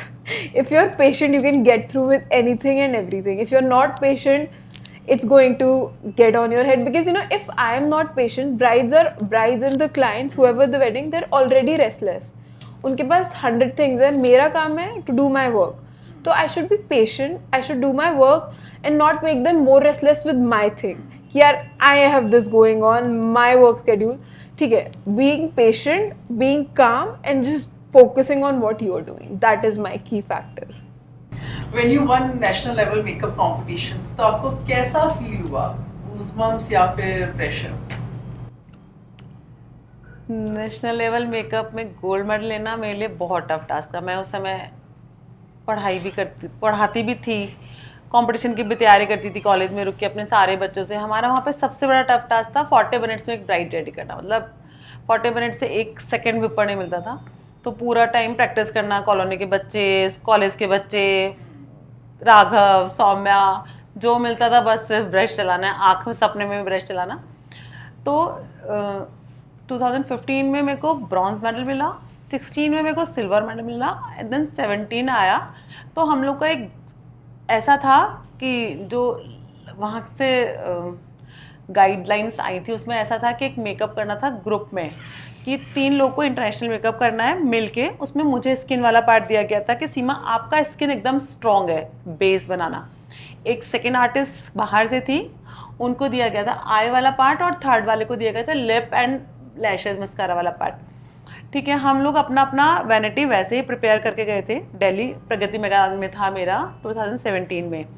तो जब भी हम वहाँ पहुँच गए, एकदम टेबल सेट हो गया हमारा, हमारी मॉडल्स बैठ गई, 3 मॉडल्स, तीनों थी, मतलब मेरे को तीनों मॉडल्स का स्किन करना था, एक आर्टिस्ट को तीनों मॉडल का आई करना था, और एक आर्टिस्ट को तीनों का लिप एंड आई वाला फिनिशिंग वर्क करना था। ठीक है, अब हम जैसे ही पहुंच गए, सिर्फ मैं अपना स्किन के ब्रशेज और स्किन बेस यही लेके गई। वहाँ जाते ही हमको पता लगा ये कंपटीशन था आईबा का, all India hair and beauty association की तरफ से ऑर्गेनाइज था। ऑल ओवर इंडिया से 200 के अप्रॉक्स पार्टिसिपेंट्स आए थे। सब में मेरे साथ ही थी, तब मतलब बाहर रिम में, ऐसा रिम में होता था, ओपन होता था, वो सारे तरफ रिम होती थी, और अंदर में हम सब 200 करीब आर्टिस्ट विद मॉडल्स। जैसे ही हम पहुंच गए, अनाउंसमेंट स्टार्ट हुए कि सब अपने अपने मॉडल्स के साथ बैठ जाएंगे, और सबको अपनी अपनी मॉडल्स 40 मिनट्स में करनी है। तो मैं सुन रही थी सब अपनी अपनी मॉडल्स, तो मैंने कहा मैम ये तो ग्रुप कंपटीशन है, मतलब इसमें ऐसा भी ऑप्शन था कि कुछ आर्टिस्ट ग्रुप में कर रहे थे तीनों। तो बोलते नहीं, ये कोई गाइडलाइंस में नहीं था। मेरे को एकदम ऐसा हो गया कि अभी क्या करेंगे, पूरे साल की प्रिपरेशन, 2 साल से मैं कंपटीशन के लिए प्रिपरेशन कर रही हूँ, और मैंने अपना सब कुछ जितना कर सकती थी 100%। हमने उस समय घर की शिफ्टिंग भी करी थी, मतलब मेरे को बहुत दूर एयरपोर्ट के पास हमारा घर हो गया था, वहाँ जाना, कॉलेज से पहले प्रैक्टिस करना, फिर घर जाना, फिर सारे काम करना, अगेन रात भर प्रैक्टिस करना, जितना मैं कर सकती थी, मतलब मैंने अपना 100% दिया हुआ था। जब मैम ने बोला आप कंपटीशन में आपके सामान से आपकी ही मॉडल करेंगे, दूसरा बंदा हेल्प नहीं कर सकता, अदरवाइज कंपटीशन में आप बाहर मीन्स मेरा रोना स्टार्ट। मैंने कहा इम्पॉसिबल मैम, मेरी पूरे साल भर की प्रिपरेशन आप एक एक बंदे से पूछ सकते हैं जहाँ से मैं आई हूँ, कि मैंने पूरी रात जगह प्रैक्टिस करती है। बोलते नहीं, आपको ये किसने गाइडलाइन दी? मैंने कहा हमारे मेंटोर ने, जो भी था, मतलब मैंने खुद ने पढ़ी है गाइडलाइंस। तो बोलती है नहीं होगा। लिटरली मैंने कहा मुझे मैनेजमेंट से बात करनी है। सौम्य बोलते मम्मा मत लड़ाई करो, अभी टाइम नहीं है, आप करो। मैंने कहा सौम्य कैसे करूँ, आईज का ब्रशेज नहीं है, आई का सामान नहीं है, मेरे पास लिप पैलेट नहीं है, मैं कैसे करूँ? मतलब बाहर से रिम से मुझे मोटिवेट करी, मम्मा मत लड़ो। मैंने कहा लड़ाई करनी पड़ेगी सौम्य, आज नहीं करूँगी तो मैं ख़त्म हूँ यहाँ पे, आज के दिन मैं ख़त्म हूँ। लिटरली मैं मैनेजमेंट के पास गई, मैंने कहा मैम आप पढ़िए गाइडलाइंस, मुझे शौक आ रहा है, क्योंकि मैं 2 साल से अपने सामान से कर रही हूँ, अभी गाइडलाइंस आई तभी तो मैं स्किन का मानने को तैयार नहीं। अंदर से हमारे जो मेंटोर थे वो आए, जो जज रूम में बैठे थे, मतलब पूरे ऑल ओवर इंडिया से आए थे, इवन तो श्रीलंका से भी जजमेंट के लिए आए थे, बाहर से 3 इंटरनेशनल जजेस आए थे, वो सब बाहर आ गए। मैंने कहा मैम ये मेरी लाइफ का सवाल है, मैं अपना सब कुछ दाव पे लगा के आई हूँ। मेरे हस्बैंड से इवन तो, क्योंकि बार बार बाहर जाना, सब फैमिली डिस्टर्ब होती थी, मतलब वो मुझे अकेले नहीं जाने देते, तो बहुत सारे होता था ना प्रेशर, तो सौम्या को लेके जाना, इसकी स्टडीज डिस्टर्ब होना। मैंने कहा मैम अगर आज मैंने कॉम्पिटिशन नहीं फाइट करके, मुझे नहीं पता मुझे क्या होना है, क्या मिलेगा, लेकिन मुझे कंपटीशन फाइट करके अपने आप को प्रूव करना है, नहीं तो मेरा करियर आज ख़त्म है। क्योंकि मैंने अभी घर शिफ्ट करा है, बहुत सारी चीज़ें चल रही हैं। लास्ट में मुझे परमिशन मिली, 40 मिनट से आपको मिलेंगे, आपको उसी 40 मिनट्स में सामान आप तीनों एक दूसरे से बोरो कर सकते हो, लेकिन आपका टाइम किलो होगा वो आप जानो। मैंने कहा मैम मैं 30 मिनट्स के लिए प्रिपेयर होकर आई हूँ, 40 मिनट्स आपने दिए थे, मेरी प्रैक्टिस 30 मिनट्स के लिए है, मैं करके दिखाऊंगी। ठीक है, आप सामान ले सकते हो, बोलना अलाउड नहीं है आपको तीनों आर्टिस्ट को, आपको जो चाहिए उनकी टेबल पे से उठाओ। टेबल्स हमारी पास कर दी, मतलब इतना कि हम मुड़ के ले सकते थे, बाकी सबके लिए डिस्टेंस था, ऐसे रोज बनी हुई थी, लेकिन हम तीनों को पास इस तरह सेट कर दी कि आप बोलोगे नहीं, क्योंकि बहुत सारे जजेस पूरा टाइम घूम रहे थे। 200 लोगों के बीच में, मतलब आई थिंक 30-40 जजेस थे जो पूरे टाइम हमको चेक कर रहे थे कि हम कुछ ऐसा ना कर लें कि जो कंपटीशन से रूल से बाहर हो। हमने सामान लिया, मैंने पूरा 40 मिनट्स लिए, लास्ट के 1-2 सेकंड से पहले मैं हाथ बंद करके खड़ी हो गई कि डन। फिर रिजल्ट आया, मतलब रिजल्ट आना था बहुत बाद में, उसके बाद 1-2 कंपटीशन और थे। मैं बस खड़ी थी और रो रही थी, क्योंकि मैं इतनी नर्वस थी कि मैंने पता नहीं क्या ही कर दिया। मेरी इंटरनेशनल मॉडल थी जिसके लिए मैंने बहुत सारा पेमेंट करा था, क्योंकि इंटरनेशनल मेकअप था वो, तो मुझे मॉडल भी मुझे डेफिनेटली मेरा हमेशा रहता जहाँ हम प्रेजेंट करें हमको वैसे ही लोग लेने चाहिए। तो मैंने इंटरनेशनल मॉडल इसमें मैंने बहुत सारा खर्चा करा था। मैं पूरे टाइम सिर्फ हो रही थी, सौम्या बोल रही थी मम्मा मत रो, मेरे पूरे टीम मेंबर्स मुझे बोल रहे थे कि मैम मत रो ना, कुछ नहीं होता।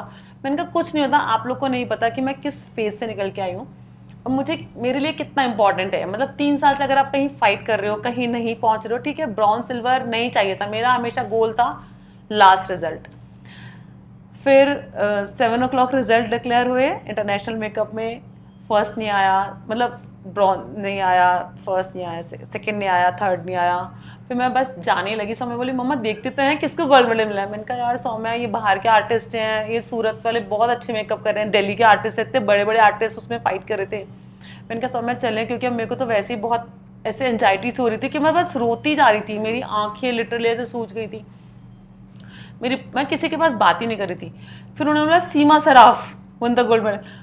सौम्या भागती हुई मुझे मम्मा आपका नाम, मैंने कहा नहीं सौम्या, मम्मा आपका नाम है, और मुझे पकड़ के लेके गई स्टेज पे और फिर वो गोल्ड मेडल मिला। मतलब वो मेरी लाइफ चेंजिंग मोमेंट था, वो बिल्कुल टर्निंग पॉइंट था, क्योंकि मुझे इतनी हिम्मत आई, जिन लोगों से मैंने कभी बात नहीं करी फेस टू फेस, मैं कभी खड़ी नहीं हुई थी उनके साथ, मेरे को पता नहीं अंदर से क्या हो गया कि मुझे सबसे बात करनी है। क्यों नहीं करूंगी, मेरी लाइफ दाव पे लग रही है ना, मतलब मेरे को अपने लिए लड़ना है, मुझे किसी से कुछ मतलब नहीं, किसी को क्या, किसी आर्टिस्ट को प्रॉब्लम नहीं हो रही, मम्मा आपको क्या प्रॉब्लम हो रही है।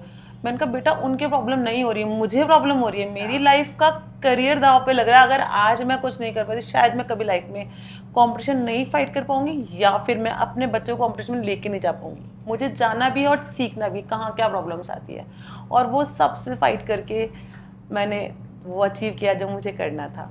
अच्छा मेरे को बोलना है, सॉरी।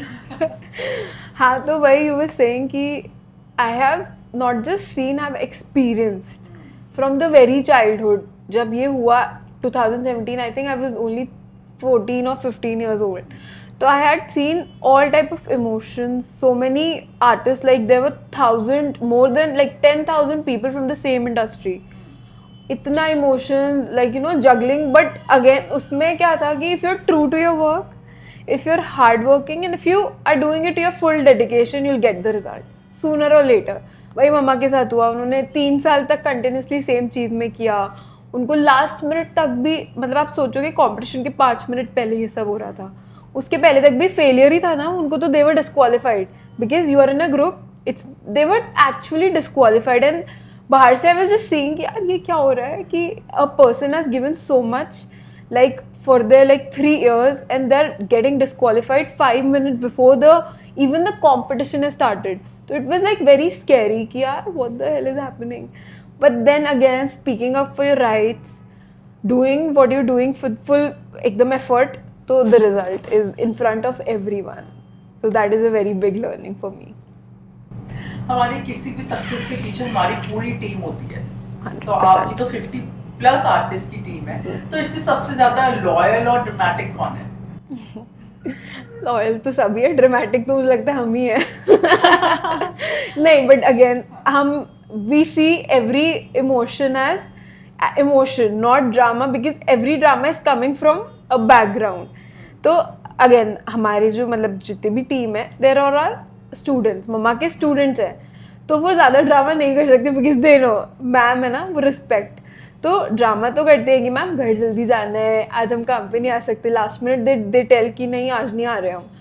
बट देन अगेन उसके बारे में देर also human at the end of the day. तो पूरी टीम ही 100% लॉयल है, बिकॉज एक होता है ना जब टीचर और स्टूडेंट का जो रिलेशन होता है ना, वो बहुत डिफरेंट होता है एक प्रोफेशनली हायर्ड पर्सन से. मैं किसी को आउटसाइड से अगर हायर करूँगी फॉर एग्जाम्पल, तो उसका जो एटीट्यूड होगा towards me and mamma and my seniors, वो बहुत डिफरेंट होगा. अगर मैं किसी बच्चे को 1st स्टैंडर्ड से 12th स्टैंडर्ड पहले सिखा रही हूँ, फिर मैं बोल रही हूँ कि नहीं वर्क विद मी ओनली, तो उसका एटीट्यूड बहुत डिफरेंट होगा. तो that is how the attitude of our team is with us. 99% people are trained with us in our team. तो वो सबका रिलेशनशिप मम्मा के साथ तो है ही स्टूडेंट टीचर का, और मेरे साथ they are like okay we are friends, we work together as colleagues. And with mom also, they never see any student as a student or any team member as team member. It's all our family. We see us as our family. Situation ऐसी नहीं है किसी artist ने आपका पूरा काम खराब किया हो? उसका आंसर मम्मा देंगी शायद। हो जाता है कभी कभी, बच्चे ही है ना, कभी कभी मतलब मुझे हो सकता है वो बच्चे, जैसे अभी मेरी एक ब्राइड थी थोड़े देर टाइम पहले, मतलब मेरे को लंदन जाना पड़ गया अचानक से, तो उसको ऐसा था कि ब्राइड का पहले वाला छोटा फंक्शन, उसने मुझे बोला ऐसे, मतलब शायद हमारा कम्युनिकेशन गैप था कि मैम बहुत छोटा फंक्शन है 15-20 लोग का, मेरा जस्ट एक देखना दिखाने वाला रिंग, छोटा सा तिलक वाला। तो मेरी स्टूडेंट थी, बहुत अच्छा काम कर रही थी, वो बहुत ही अच्छा मेरे सामने, लेकिन वहाँ जाके वो एकदम नर्वस हो गई कि मैंने कहा 5-10 लोग का, उसने वो काम देखा हुआ था, मैम ठीक है ओके भेज दो, तो उसने पूरा ही काम, मतलब उसको थोड़ा सा उसने मेकअप में थोड़ा हैवी हो गया, वॉटेवर मुझे नहीं पता, उसने काम बहुत अच्छा करती थी, वहाँ जाके उसका थोड़ा हैवी हो गया। तो क्लाइंट ने मुझे बोला कि मैम आपने मतलब कि ये थोड़ा सा, मैंने कहा मतलब उसने थोड़ा लाइट कर दिया मेकअप, और उसको थोड़ा सा उसका फंक्शन बड़ा हो गया। पहले उसने मुझे बोला 5 से 10 लोग सिर्फ घर पे एक ड्राइंग रूम में बैठेंगे और बस वो देखना दिखाना और छोटा सा तिलक। तो मैंने उसको बोला कि कुछ नहीं करना है, अपन को बहुत लाइट मैट फिनिश आइज करनी है, एक न्यूट्रल लिपस्टिक लगानी है, बेस करना है और दैट्स इट, और लूज कर्ल्स कर देना।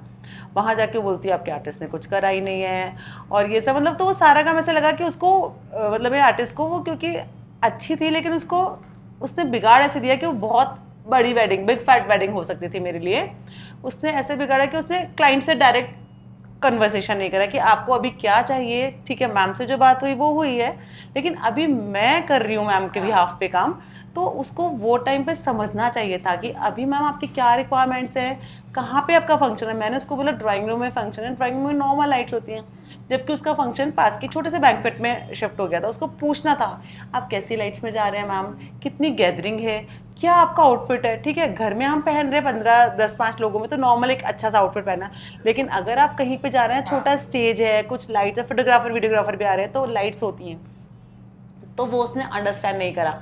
जो उसको हम सबसे पहले बताते हैं कि आप चाहे मैं कितनी भी अच्छी आर्टिस्ट हूँ, कितनी भी पुरानी आर्टिस्ट हूँ, मैं सबसे पहले सीट पे बैठते ब्राइड से पूछती हूँ आपको क्या चाहिए, काजल पसंद है कि नहीं है, आपका कितना बड़ा फंक्शन है, मतलब वो बात बात में जनरल ऐसा नहीं कि मुझे उससे पूछना होता है, जस्ट वो चीज़ें हमारे माइंड में, तो हम उस लाइट्स को माइंड में रख के काम, वो नहीं समझ पाई, तो वो एक बहुत अच्छी बड़ी वेडिंग मेरे हाथ से निकल गई, मतलब मैं उसको निकलना भी नहीं बोलती, ठीक है वो वेडिंग तो मैं ही करती, उनको लगा कि कुछ मिसअंडरस्टैंडिंग हो गई, हमारा कम्युनिकेशन गैप हो गया, क्योंकि मैं वहाँ थी लंदन में, तो हम बात ही नहीं कर पाए, टाइम डिफरेंस था, मेरा नेटवर्क नहीं था, जो भी था, तो वो एक चली गई। तो मुझे लगा कि यार आपने ये बहुत एक मेरी पुरानी और अच्छी क्लाइंट मेरे हाथ से चली गई, शायद आपकी थोड़ी सी गलती के कारण, लेकिन मैंने बोला कुछ नहीं, जो होता है वो अच्छा ही होता है, आप इसको माइंड में मत लो, लेकिन ये आपके लिए सबक है, मेरे लिए तो कुछ नहीं होता है, 30 साल में बहुत चीज़ देखी है, लेकिन आपके लिए पूरी लाइफ का एक लेसन है कि हम क्लाइंट से पहले पूछ लें कि मैम ने जो बोला वो ठीक है, लेकिन मुझे अपनी साइड से सब कुछ समझना है।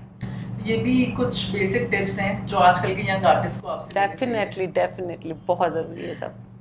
तो आपने बताया आप लंदन गई हुई थी, हाँ जी लंदन गए थे। तो इंडिया फैशन वीक लंदन में एक देसी आर्टिस्ट को विदेशी स्टेज पर क्या वेलकम मिला?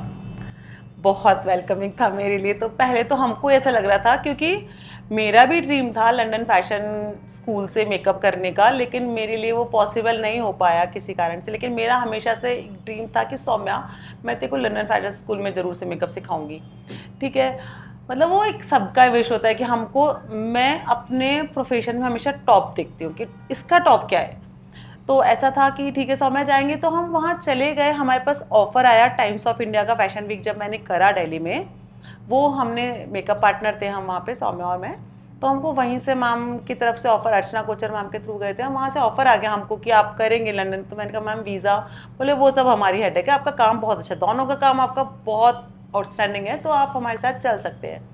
तो हमने एग्री करा मैम अगर वीज़ा लग जाएगा तो हम चलेंगे, तो बोला वीज़ा का मेरा लोड है आपका नहीं है, तो हमारा वीज़ा लग गया।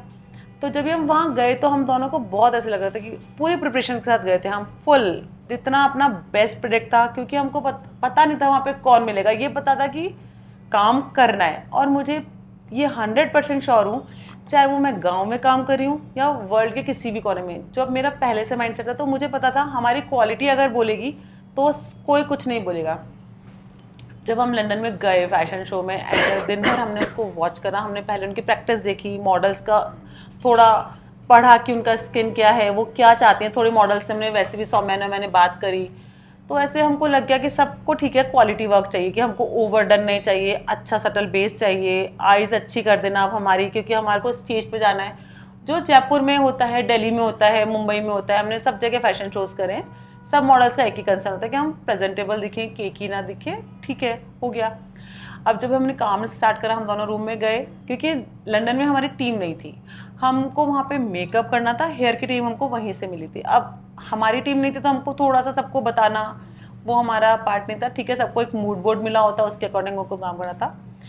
तो जब हम काम कर रहे थे, इवन दो वहाँ पे 20 से 25 आर्टिस्ट काम कर रहे थे, वो सारे टीम मेंबर्स हम दोनों को देख रहे थे कि मैम आप दोनों कितना क्विक काम कर रहे हैं, वाओ आपकी टेक्निक्स, आपका प्रोडक्ट, और आप इतना अच्छा काम कर रहे हैं, आप जयपुर से, जयपुर में ऐसा मेकअप होता है? तो मैंने कहा क्यों, जयपुर में ऐसा नहीं हो सकता मैम, इतना क्विक कर सकते हैं आप। मतलब वो हमारे लिए ऐसा लग रहा था कि क्या बोल रहे थे आप। फिर जो वहाँ की लंदन स्कूल की जो लेक्चरर थी, जिन्होंने मतलब वो स्टूडेंट्स जो थे वो सुपरवाइज तो वही कर रहे थे, हम तो डेफिनेटली एक डिज़ाइनर के लिए गए थे, वो खुद हमको आके बोली कि आप दोनों का वर्क बहुत आउटस्टैंडिंग है। सौम्या को तो इतना प्रेज करा उन्होंने कि मतलब वो कुछ शब्द नहीं है मेरे पास कि वो टाइम क्या था हमारे लिए। मतलब मेरे को ऐसा लग रहा था कि मैं कहाँ पे खड़ी हूँ, जहाँ मेरा एक ड्रीम था कभी खड़ा होना। फिर सबसे अच्छी बात वहाँ हुई जयपुर में, इंडिया में एक यूएमबी पेजेंट्स हैं जो मिस वर्ल्ड, मिस इंडिया करवाती हैं, उर्मिमाला, मतलब वो यूएमबी पेजेंट्स की जो डायरेक्टर हैं वो, प्लस 2 उनकी मेन मॉडल्स गई थी जो मिसेस यूनिवर्स और मिसेस इंडिया थी। वो लोग ने हमारा मेकअप देखा, हमको तो कभी ऐसा था ही नहीं कि वो लोग भी हम दोनों के पास आके चेयर पे बैठेंगे। मतलब हमको ऐसा पता था कुछ स्पेशल पर्सनैलिटीज़ हैं ये तीनों, लेकिन मेरे को नहीं पता था कि वो मुझसे भी मेकअप करवाएंगे या सौम्या से भी। लेकिन वो थोड़ी देर तक खड़ी रही, हमको देखती रही, तो मैंने कहा वो शायद वो उन मैम से करवा लेंगी। फिर वो आके बोली कि आप कर देंगे हमारे मेकअप? मैंने कहा वाई नॉट मैम, हम तो मेकअप के लिए बैठे हैं। इतना प्रेज करा उन्होंने कि सीमा जी अभी नेक्स्ट टाइम कभी भी होगा, अगर पॉसिबिलिटी होगी तो हम आपको दोनों को लेके चलेंगे हमारे पेजेंट से। मैंने कहा डेफिनेटली मैम। लेकिन जब भी उनसे बात हो पाई तो हम लोग थोड़ा सा, हमारा वेडिंग्स में हम ज़्यादा हैं तो हम वेडिंग सीजन में तो नहीं जा पाए, लेकिन डेफिनेटली नेक्स्ट टाइम मैम के साथ ज़रूर वर्क करेंगे। तो लंदन तो हमारा दोनों के लिए ड्रीम था। हम फर्स्ट लंदन जाके आए नवंबर में, उसके बाद वहीं से एक और डिज़ाइनर से हमारा कनेक्शन हो गया था। तो उनको पता था हमारा 6 मंथ्स का वीज़ा है, तो अचानक से उनका कॉल आया। अपन फरवरी में गए थे, हाँ, second time, first time November, second time was in February. फरवरी में हमारा वापस कॉलिंग आ गया लंदन के लिए, तो हम दोबारा लंदन गए। वहाँ पे उन्होंने हमसे मेकअप्स करवाए बहुत अच्छे, क्योंकि खादी इंडिया के लिए, मतलब खादी का ट्रेडिशनल के लिए आउटफिट्स के लिए तो हमने मॉडल्स का और वहाँ के जो एंकर थे उनके। फिर उन्होंने इसी बिहाफ पे हमको एक अवार्ड भी दिलवाया कि आप लोग का बहुत आउटस्टैंडिंग वर्क है, तो आप लोग के लिए एक हम डेडिकेट करना चाहते हैं, मतलब देना चाहते हैं। तो बहुत ग्रेटफुल थे हम वो टाइम के लिए भी। तो ये हमारा बहुत अच्छा एक्सपीरियंस था लाइफ का। Saumya, inspired by your mom, आप खुद इतना अच्छा काम कर रहे हो, 10,000 प्लस सिटीज, यानी हर एक सिटी में एक ब्राइड जिसको आपने ग्लो दिया हो, तो कैसे मैनेज किया ये सब? With time, with experience and manage तो क्या मतलब, again makeup is makeup, it's not rocket science. Everyone मतलब वो होता है ना कि it's your skin, it's your hair, तो just again थोड़ा सा pre work is important in everything. I just told you कि थोड़ा सा स्टडिंग, किसके साथ मैं काम कर रही हूँ, किस बैकग्राउंड की ब्राइड है, क्या रिलीजन है, क्या, because you know if I am working with the bride then she has a lot of responsibility towards her look and towards the people. Again, a bride is getting ready for herself, but uska I have to study ki yaar what type of gentry, what type of things she is going to be in. So for example, if I am working with a Punjabi bride, then I have to study yaar Punjabi aesthetics kya hai, ki they want thoda sa blushy look, because they are fairer, their skin is little thinner, so I have to study that. If I'm working on a South Indian bride, तो उनकी skin is different, they have more melanin, they are darker, but they want a more traditional look, तो उनको क्या चाहिए होता है, they shine मोर.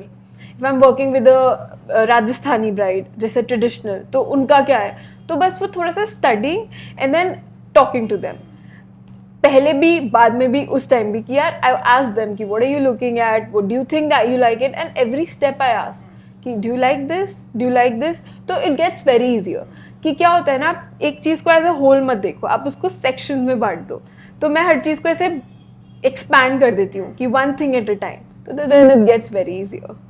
तो आपने इतनी ट्रेनिंग ली है, आपने टीम को ट्रेन करती है, तो न्यू लर्नर्स की सबसे एनोइंग हैबिट क्या होती है? That they don't want to change. कि एक तो first of all everyone is coming from something और द अदर. ठीक है, फॉर एग्जाम्पल बहुत सारे स्टूडेंट्स आते हैं एंड जनरली हमारे पास कौन आता है कि मैम हमें तो मेकअप आता है, बस आप थोड़ा सा पॉलिश कर दो. मुझे तो मेकअप आता है, बस आपका जैसा थोड़ा नेचुरल कर दो. तो अब हम क्या करते हैं कि वो एक स्ट्रोक है, ब्रश स्ट्रोक, मैंने सिखा दिया. अब जैसे मैं स्पून फीड तो कर नहीं सकती. इफ़ आई टेल यू कि you have to do a brush like this, तो आप उसको एक बार में ऐसे नहीं कर सकते. आप अपना प्री वो लेके आओगे. तो हमें लगता है कि जो एकदम रॉ स्टूडेंट है ना, उसको ट्रेन करना is way easier than training a person who already knows makeup, because it's so hard to change what they already do. या तो उसको बहुत ज़्यादा जीलो, उसको अंडरस्टैंडिंग हो कि यार मैं ये गलत कर रही हूँ. They don't want to accept that they are doing it wrong. जैसे अभी परसों ही हुआ था कि there was this artist, so she also has a 10-year-old experience. She's a good artist but she's learning with us. Full makeup है, so she was doing her portfolio. तो मम्मा गई उनके पास, I was also there. So she did something, तो उनका क्या something was drooping, so that was not making the model का look मतलब snatch नहीं हो रहा था. And she had a bigger, तो I told her कि आप थोड़ा snatch कर लो. नहीं, मेरे क्लाइंट तो बोलते हैं कि स्नैच नहीं चाहिए, उनको तो वॉल्यूम चाहिए. मेरे तो क्लाइंट ऐसे ही है मैम. तो मैंने बोला सबके क्लाइंट ऐसे होते हैं, it's you who have to guide them. मैंने बोला ना एजुकेशन, आप यहाँ क्यों आए हो, सीखने की क्या बेटर है. तो वो बोली नहीं मैं तो ऐसे ही चलता है. तो फिर we can't fight with them. तो वो चेंज करना ना उसकी प्री डिसाइडेड हैबिट, वो बहुत अनोइंग और मुश्किल लगता है हमें. आपके इतने इंटरनेशनल क्लाइंट्स हैं, तो किसी इंटरनेशनल ब्राइड ने कोई ऐसी डिमांड कर दी हो, और डिमांड कोई फनी या कोई क्रेजी सी? इंटरनेशनल तो नहीं, बट वो जो नहीं होते बीच वाले लोग जो NRI भी होते हैं और इंडियन भी होते हैं. तो देयर वाज दिस पर्सन, हो गया पूरा मेकअप सब हो गया, शी वाज वेरी हैप्पी. एकदम से मुझे बोली कि यार मुझे गोरा बना दो, एंड शी इज डस्की. और बोलती नहीं यार मैं तो काली. She is ready to go to the event और एकदम से she just comes and tells me कि यार मेरे को और गोरा बनना है. मैं से dude I asked you 10 times because I have a thing of asking do you want to look fairer, do you want to look natural, or at the time I'm putting the foundation I show it after the like the full base before setting it ki do you like this texture and complexion. She was okay with everything. एकदम से last में बोली कि यार मुझे और गोरा हो सकती हूँ क्या. I was like no I'm sorry this is not, मतलब I definitely tried to make it fairer. There are techniques कि आप उसको एक टोन ब्राइटर कर सकते हो, बट फेयर के लिए तो have to go back, clean it and do it again. तो दैट वाज वेरी लाइक कि बाबा रे अब क्या करूँ मैं. लाइक आजकल इतना हो गया है कि मेकअप ट्रेंड्स टेक्निक्स आए दिन बदलते हैं. Right. हर 6 महीने में बदलते हैं. तो आप खुद को कैसे अपडेटेड रहते हो? Learning every day. वही मैंने आपको बोला ना कि जो the learning people like mamma has a experience of so many years, she is still learning. I am तो definitely in my learning phase. I तो always believe मैं तो till the end of everything I'm learning. तो learning is a different thing and grasping and keeping your eyes open कि अभी आपने भी makeup किया है यहाँ पे, तो आई एम जस्ट सीइंग कि how you have done it. तो I have learn one thing from you also today कि नहीं यार you have done a fuller blush, तो that is making your skin glow. तो लर्निंग फ्रॉम एवरीवन. मेरे clients मुझे सबसे ज़्यादा सिखा के जाते हैं. More than my teachers, more than my mentors, my clients teach me so much. कि एक क्लाइंट थी कि मेरा ग्लिटर बहुत फॉल आउट हो रहा था, तो she taught me how to remove that fall out glitter. A client, can you imagine. तो और उसको एक्सेप्ट करना, what you are learning you have to accept it and then you know use it in the real life. तो सीमा जी आपके time पर जब आपने start की थी जर्नी, तो इतना ऑनलाइन नहीं था. नहीं था. हमको एक टिप सीखने के लिए भी Exactly, हाँ. बहुत मेहनत करनी पड़ती थी कि अभी ये कैसे हो रहा है, उसके लिए पे करो और सीखो. जब आपने पहली बार अपना काम ऑनलाइन देखा तो आपको क्या ट्रोल्स मिले, कैसा फील हुआ? मुझे ऐसा लगा मुझे कितने सारे लोग प्यार करते हैं. जब मेरा फर्स्ट ऑनलाइन मैंने स्टार्ट करा 2017 में, जब मेरे को गोल्ड मेडल मिला, तो मैंने बोला मम्मा हम स्टार्ट करें. तो मैंने कहा सौम्या पता नहीं लोग किस तरह से रिस्पॉन्ड करेंगे, मतलब वही एक फैमिली बैकग्राउंड. मम्मा अपन स्टार्ट करते हैं, अब करना पड़ेगा. मैंने कहा चलो ठीक है डालते हैं. गोल्ड मेडल तो अच्छी बात है, किसी फैमिली मेम्बर को ऐसा नहीं होगा कि बहुत शाय फील कर रहे हैं कि यार ये क्या ही कर रही है. तो मुझे लगा इतने सारे लोग मुझे प्यार करते हैं, इतने सारे मैसेज, इतने सारे बहुत अच्छा लाइक्स। रिस्पॉन्स मिला, किसी ने ट्रोल नहीं किया? ट्रोल तो मुझे क्या नहीं आपने करा, trolls मतलब को करा ध्यान गया। नहीं दिया? हाँ, मैंने ध्यान नहीं दिया। अगर करा भी था तो मुझे लग रहा है ठीक है, मुझ में कुछ कमी होगी तभी वो लोग मुझे बता रहे हैं। वो मेरे अच्छे वेल विशर है।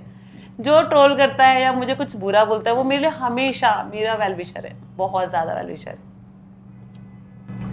लाइक आजकल इंस्टाग्राम पे हर चीज इंस्टाग्राम एल्गोरिथम पे डिपेंड करती है, तो आप लोग भी इंस्टाग्राम एल्गोरिथम को स्ट्रगल कर रहे हैं, डेफिनेटली कर रहे हैं। डेफिनेटली। कैसे कोप अप होता है? मतलब algorithm is a thing that changes every now and then. अगर एक महीने पहले हैशटैग्स वर ट्रेंडिंग, अभी कुछ और ट्रेंडिंग है, तो it's like so hard. We have a marketing team, social media team, तो क्योंकि मतलब ये होता है ना कि being a makeup artist is not just being a makeup artist, you have to be a photographer, you have to be a spot boy, sometimes you have to write content, sometimes you have to shoot content, सब कुछ करना है। तो it gets sometimes so hard to cope up with everything कि यार मैं makeup करूँ या मैं एल्गोरिथम देखूँ। तो a good team plays a very important. तो सोशल मीडिया टीम के साथ करना कि डिस्कस करना what is in what is night, तो वो थोड़ा मुश्किल है। एल्गोरिथम को समझना is a very big thing, तो it is also thing. And again उसके साथ कोप अप करना कि देखना कि व्हाट इज़ ट्रेंडिंग। मुझे ऐसा लगता है कि what is constant through out the years is following the trends. अगर हमने ट्रेंड्स को फॉलो किया है तो आप ग्रो कर सकते हो कॉन्स्टेंटली फॉलोइंग द ट्रेंड्स। और पेशेंस तो बहुत एंड रखना पड़ेगा पेशेंस, यस। कि ठीक है हम अपना काम अच्छा कर रहे हैं, आप अपना 100% दे रहे हैं, हम पूरी प्रिपरेशन। हम ये अभी ऑफ सीजन चल रहा है, लाइक थोड़ा स्मॉल कम टाइम का, लेकिन ऑफ सीजन कुछ ऑफ सीजन है। तो सौम्या को हमेशा बोलते सौम्या 9 to 5 जॉब मान के चलो, फ्री है मतलब फ्री नहीं है, आपको काम पे लगा रहना है। आपका पीछे से आपकी टीम काम पे लगी रहनी चाहिए, भले सोशल मीडिया वाली हो, आपका ब्रेन काम करना चाहिए कि हमको मम्मा अब आगे कैसे बढ़ना है, हमको क्या बेस्ट देना और कैसे अपने आप को प्रेजेंट करना है, मतलब बेस्ट प्रेजेंट। नेक्स्ट सीजन आ रहा है उसके लिए पूरी प्रिपरेशन में लग जाओ। तो अकेडमी को भी मैनेज करना है, खुद की लर्निंग्स बढ़ानी है। अभी हम कमिंग जो अभी 4 मंथ्स में हमने 3 to 4 इंटरनेशनल क्लासेस सब प्लान है, हमारी लाइन चल रही है, वो सब हम करने जा रहे हैं। जितना सीख रहे हैं उससे ज़्यादा हम सिखा रहे हैं स्टूडेंट्स को, क्योंकि जब भी हम अपडेट होंगे तो उनको और लेटेस्ट थिंग, क्योंकि स्टूडेंट पता है क्या होता है 3 से 4 जगह 5 जगह बहुत सारी जगह सीख के आते, मैम तो ये सिखा रही थी, वो सिखा रही थी, वो भी रखो अगर आपको रखना है। आपको अगर मैं आपको बड़ी लकीर दे रही हूँ, ठीक है आपकी छोटी लकीर है, आप मेरे पास आए क्यों? अगर मैं आपको बड़ी लकीर दे रही हूँ, आपको छोटा नहीं कर रही, प्लस आपको कुछ एक्स्ट्रा दे रही हूँ, तो आप क्यों नहीं ले रहे हो? तो अगर जो बड़ी लकीर, मैं आपको किसी आर्टिस्ट को ही नहीं बोल रही वो गलत सिखा के आया या गलत, उसमें अगर आप कुछ प्लस करके आप प्लस हो रहे हो तो क्यों नहीं? तो बस मेरा है कि मैं आपको बड़ी लकीर देना चाहती हूँ, ये नहीं कि आप छोटे हो आपको नहीं आता है, सबको सब आता है, आप बस सीख सकते हो। मैं इस एज में आके सीख सकती हूँ, 30 ईयर्स के बाद सीख सकती हूँ, तो आप क्यों अभी से नहीं कर सकते हो? That's it. वैसे तो you always take your trolls as a motivation, Yeah. But फिर भी कोई ट्रोलिंग होती हो तो आप अपने ट्रोलर्स को कैसे रिएक्ट करते हो? इग्नोर, क्लैप बैक, या फिर You just ignore them and ignore them, plus उसको एक मैं अपनी कमी को अपनी सीढ़ी बनाना चाहती हूँ। जैसे बहुत बार ऐसा होता है ना कि मेरे पास बहुत सारी चीज़ें होती है करने को, मैं सिर्फ मेकअप आर्टिस्ट नहीं हूँ। लोग की माइंड में मेकअप आर्टिस्ट का बहुत अलग इमेजिनेशन है कि वो पूरा तैयार होके आएगी, लाइक अपन एक प्रेजेंटेबल, मुझे लगता है प्रेजेंटेबल होना is most important then makeup. ठीक है, मेरी स्किन जो भी है, हम बहुत सुंदर तैयार होके जा रहे हैं, हम प्रेजेंटेबल है, क्लीन है, तो लोग को लगता है मेकअप आर्टिस्ट तो ऐसे आती हैं वैसे आते हैं, मतलब ऐसा ऐसे बोलते हैं बहुत सारे लोग का। मुझे लगता है नहीं, मैं आपका काम कर रही हूँ, आपको मेरा एक्सपीरियंस, मेरा वर्किंग की टेक्निक्स, तो उसके बाद फर्स्ट मेकअप के बाद तो इतने फ्रेंडली होते हैं, मैम आप बोलिए क्या करना है, आप जो बोलेंगे वही होगा। तो वो ट्रोल, मतलब starting troll in the sense मुझे लगता है थोड़ा सा उनको लगता है कि मतलब जैसे उनके एक्सपेक्टेशन, लेकिन उसके बाद बोलते हैं यू आर द बेस्ट, कुछ नहीं होता है, आप बेस्ट हो। तो मेरे को लगता है उस कमजोरी को ही मुझे सीढ़ी बना के चढ़ना है, बस मैं जैसी हूँ मुझे वैसे ही प्यार करना होगा। मुझे ऐसा लगता है कि मैं ओवरडन नहीं कर सकती हूँ, मैं जैसी हूँ वैसी हूँ और अच्छी हूँ बहुत, बस मुझे ये कॉन्फिडेंस है कि मैं अच्छी हूँ, मैं गलत नहीं कर रही, और जो भी जैसा है ठीक है, भगवान ने जिसको जो दिया है वो बहुत अच्छा है। आपकी सारी रील्स ही बहुत अच्छी होती हैं, तो आप अपनी रील्स में क्या वो रियल टच डालती हैं कि जो सबको कनेक्ट करते हैं? रील्स में रियल टच ही होता है, मतलब बहुत ज़्यादा एडिटिंग्स कुछ नहीं हम यूज़ करते, ब्राइड के सामने होते हैं हम, कभी भी ऐसा नहीं है कि ब्राइड को हर्ट करके, जैसे मैंने बहुत 3-4 बिग फैट वेडिंग्स करी, ब्राइड और इतने अमेजिंग लुक्स, मतलब उसने इंडिया लेवल के डिजाइनर की ड्रेसेस पहनी थी। वो ब्राइड मतलब भी चली गई है बाहर, लेकिन उसने मुझे एक पिक्चर के लिए भी नहीं बोला कि नहीं डालना, तो हमने नहीं डाला, हमने उसकी रिस्पेक्ट करी कि ठीक है, जबकि वो मेरे लिए बहुत प्रीमियम ब्राइड थी, मेरे को बहुत सारा शायद वर्क में था, लेकिन हम उनकी रिस्पेक्ट करते हैं और रियली डालते हैं। उनको सबको पता था, ऐसा नहीं है कि मैं खराब लग रही थी मैम मैं तो बदल गई। अभी तक 30 ईयर्स मतलब अभी 15 ईयर्स में तो किसी ब्राइड ने ऐसा नहीं बोला कि यार मैं तो इतनी गंदी लग रही थी, आपने मेरे को एडिटिंग करके बना दिया। बहुत सारी ब्राइड्स बोलती हैं कि मैं रियल में वो मेकअप करा वैसे लग रही थी, लेकिन पिक्चर्स में जब आई तो बहुत अलग लग रही थी। हम ब्राइड्स को दिखाते उसी वक्त, जैसे क्लिक करते हैं ना हम, तभी ब्राइड बोलते दिखाओ, उसी वक्त दिखाते देखिए रियल टच। रियल में मेकअप रियली मेकअप होता है, रियली मेकअप होता है bride. But I think lighting pledge a very lighting का बस टेक्निक जो है हमारी वो थोड़ी सी ठीक होती है कि लाइट्स को कहाँ पे प्रॉपर एडजस्ट करना है, किस लाइट में लेना है, कैसे लेना है, बस वो ध्यान रखते हैं। तो सौम्या, सीमा जी के टाइम पर तो इतना इंस्टाग्राम सोशल मीडिया था ही नहीं, पर आप बड़े हुए जब से आप इस फील्ड में आए तो सब कुछ इंस्टाग्राम ही है, राइट। तो इंस्टाग्राम कैसे ग्रो हुआ? लाइक कोई ऐसा कुछ हुआ कि आपको लगा कि ये टर्निंग पॉइंट आया थ्रू इंस्टाग्राम कि सब कुछ चेंज हो गया? मतलब टर्निंग पॉइंट तो I think covid was a very big turning point for everyone on Instagram. तो हम we used to post during covid, we used to do shoots, so that was a very big turning point for our Instagram, because you know it took एक step ऊपर, and that was the opening point for a lot of things during COVID. So a lot of people say COVID was a ban for them, but it was a boom for us. Yeah, we kind of, I learned my makeup and hair during COVID. We did so many shoots, we did online classes, तो वो good था. So COVID was then, and again after we were only into brides for a very long time. After COVID we started doing shoots, fashion shows, portfolios, everything. तो वो एक turning point था कि doing a lot of things more because you know हम क्या करते थे, मतलब मम्मा has been into this for a lot of time. तो मॉडल्स के पास जाते थे, सीनियर मॉडल्स, लाइक आपको तो कभी देखा ही नहीं, आप तो इतने सीनियर हो, तो बोला मम्मा यूज्ड टू से आई ओनली डू ब्राइड्स। तो वही था कि through, because you know models, everyone has their own Instagram, so getting linked with them, so that is, you know, how your Instagram also grows and your personal branding also grows. That is how it happened kind of. तो एक makeup artist के लिए भी Instagram algorithm का pressure रहता है? बहुत रहता है, बट मुझे ऐसा लगता है कि Instagram is very important, but आजकल ये हो रहा है ना कि सब ब्राइड कोई आती है तो वो देखती है आपके कितने फॉलोअर्स है, आपने कितना काम किया। जैसे me personally I have done a lot of work, but I don't have that number of follower, है ना। तो कभी कभी आता है कि यार आपके तो फॉलोअर्स ही नहीं, because I haven't bought fake followers. 90% of the people have bought fake followers, and मेरा from the day once every person tells me कि यार just get fake followers, you need that. It's like no, I will get one work less, but I can't trade my authenticity with it. If I have 10,000 followers, I'm fine with 10,000 followers. I don't want to get it 100K करके मैं ये कर लूँ कि यार मेरे तो 100K हैं, क्योंकि my work is that level, I can do that 100K, the type of things I do, but I don't want to trade my authenticity with it. If I'm doing good work, I'll get good work. My ours basically is that कि if I'm posting my real work, my true work, my true aesthetics, मैं जैसे कभी कभी ऐसे होता है ना, I am very disheartened कि यार I could get better brides, so ठीक है, देन आई एम लाइक कि नहीं, I will do shoots for the type of brides I can do, तो फिर I put it in my shoots the effort, तो फिर उसके through then I get work. तो पीपल सी दैट, जो the real client है ना, जिसको if someone has eye for something, they will find you no matter what.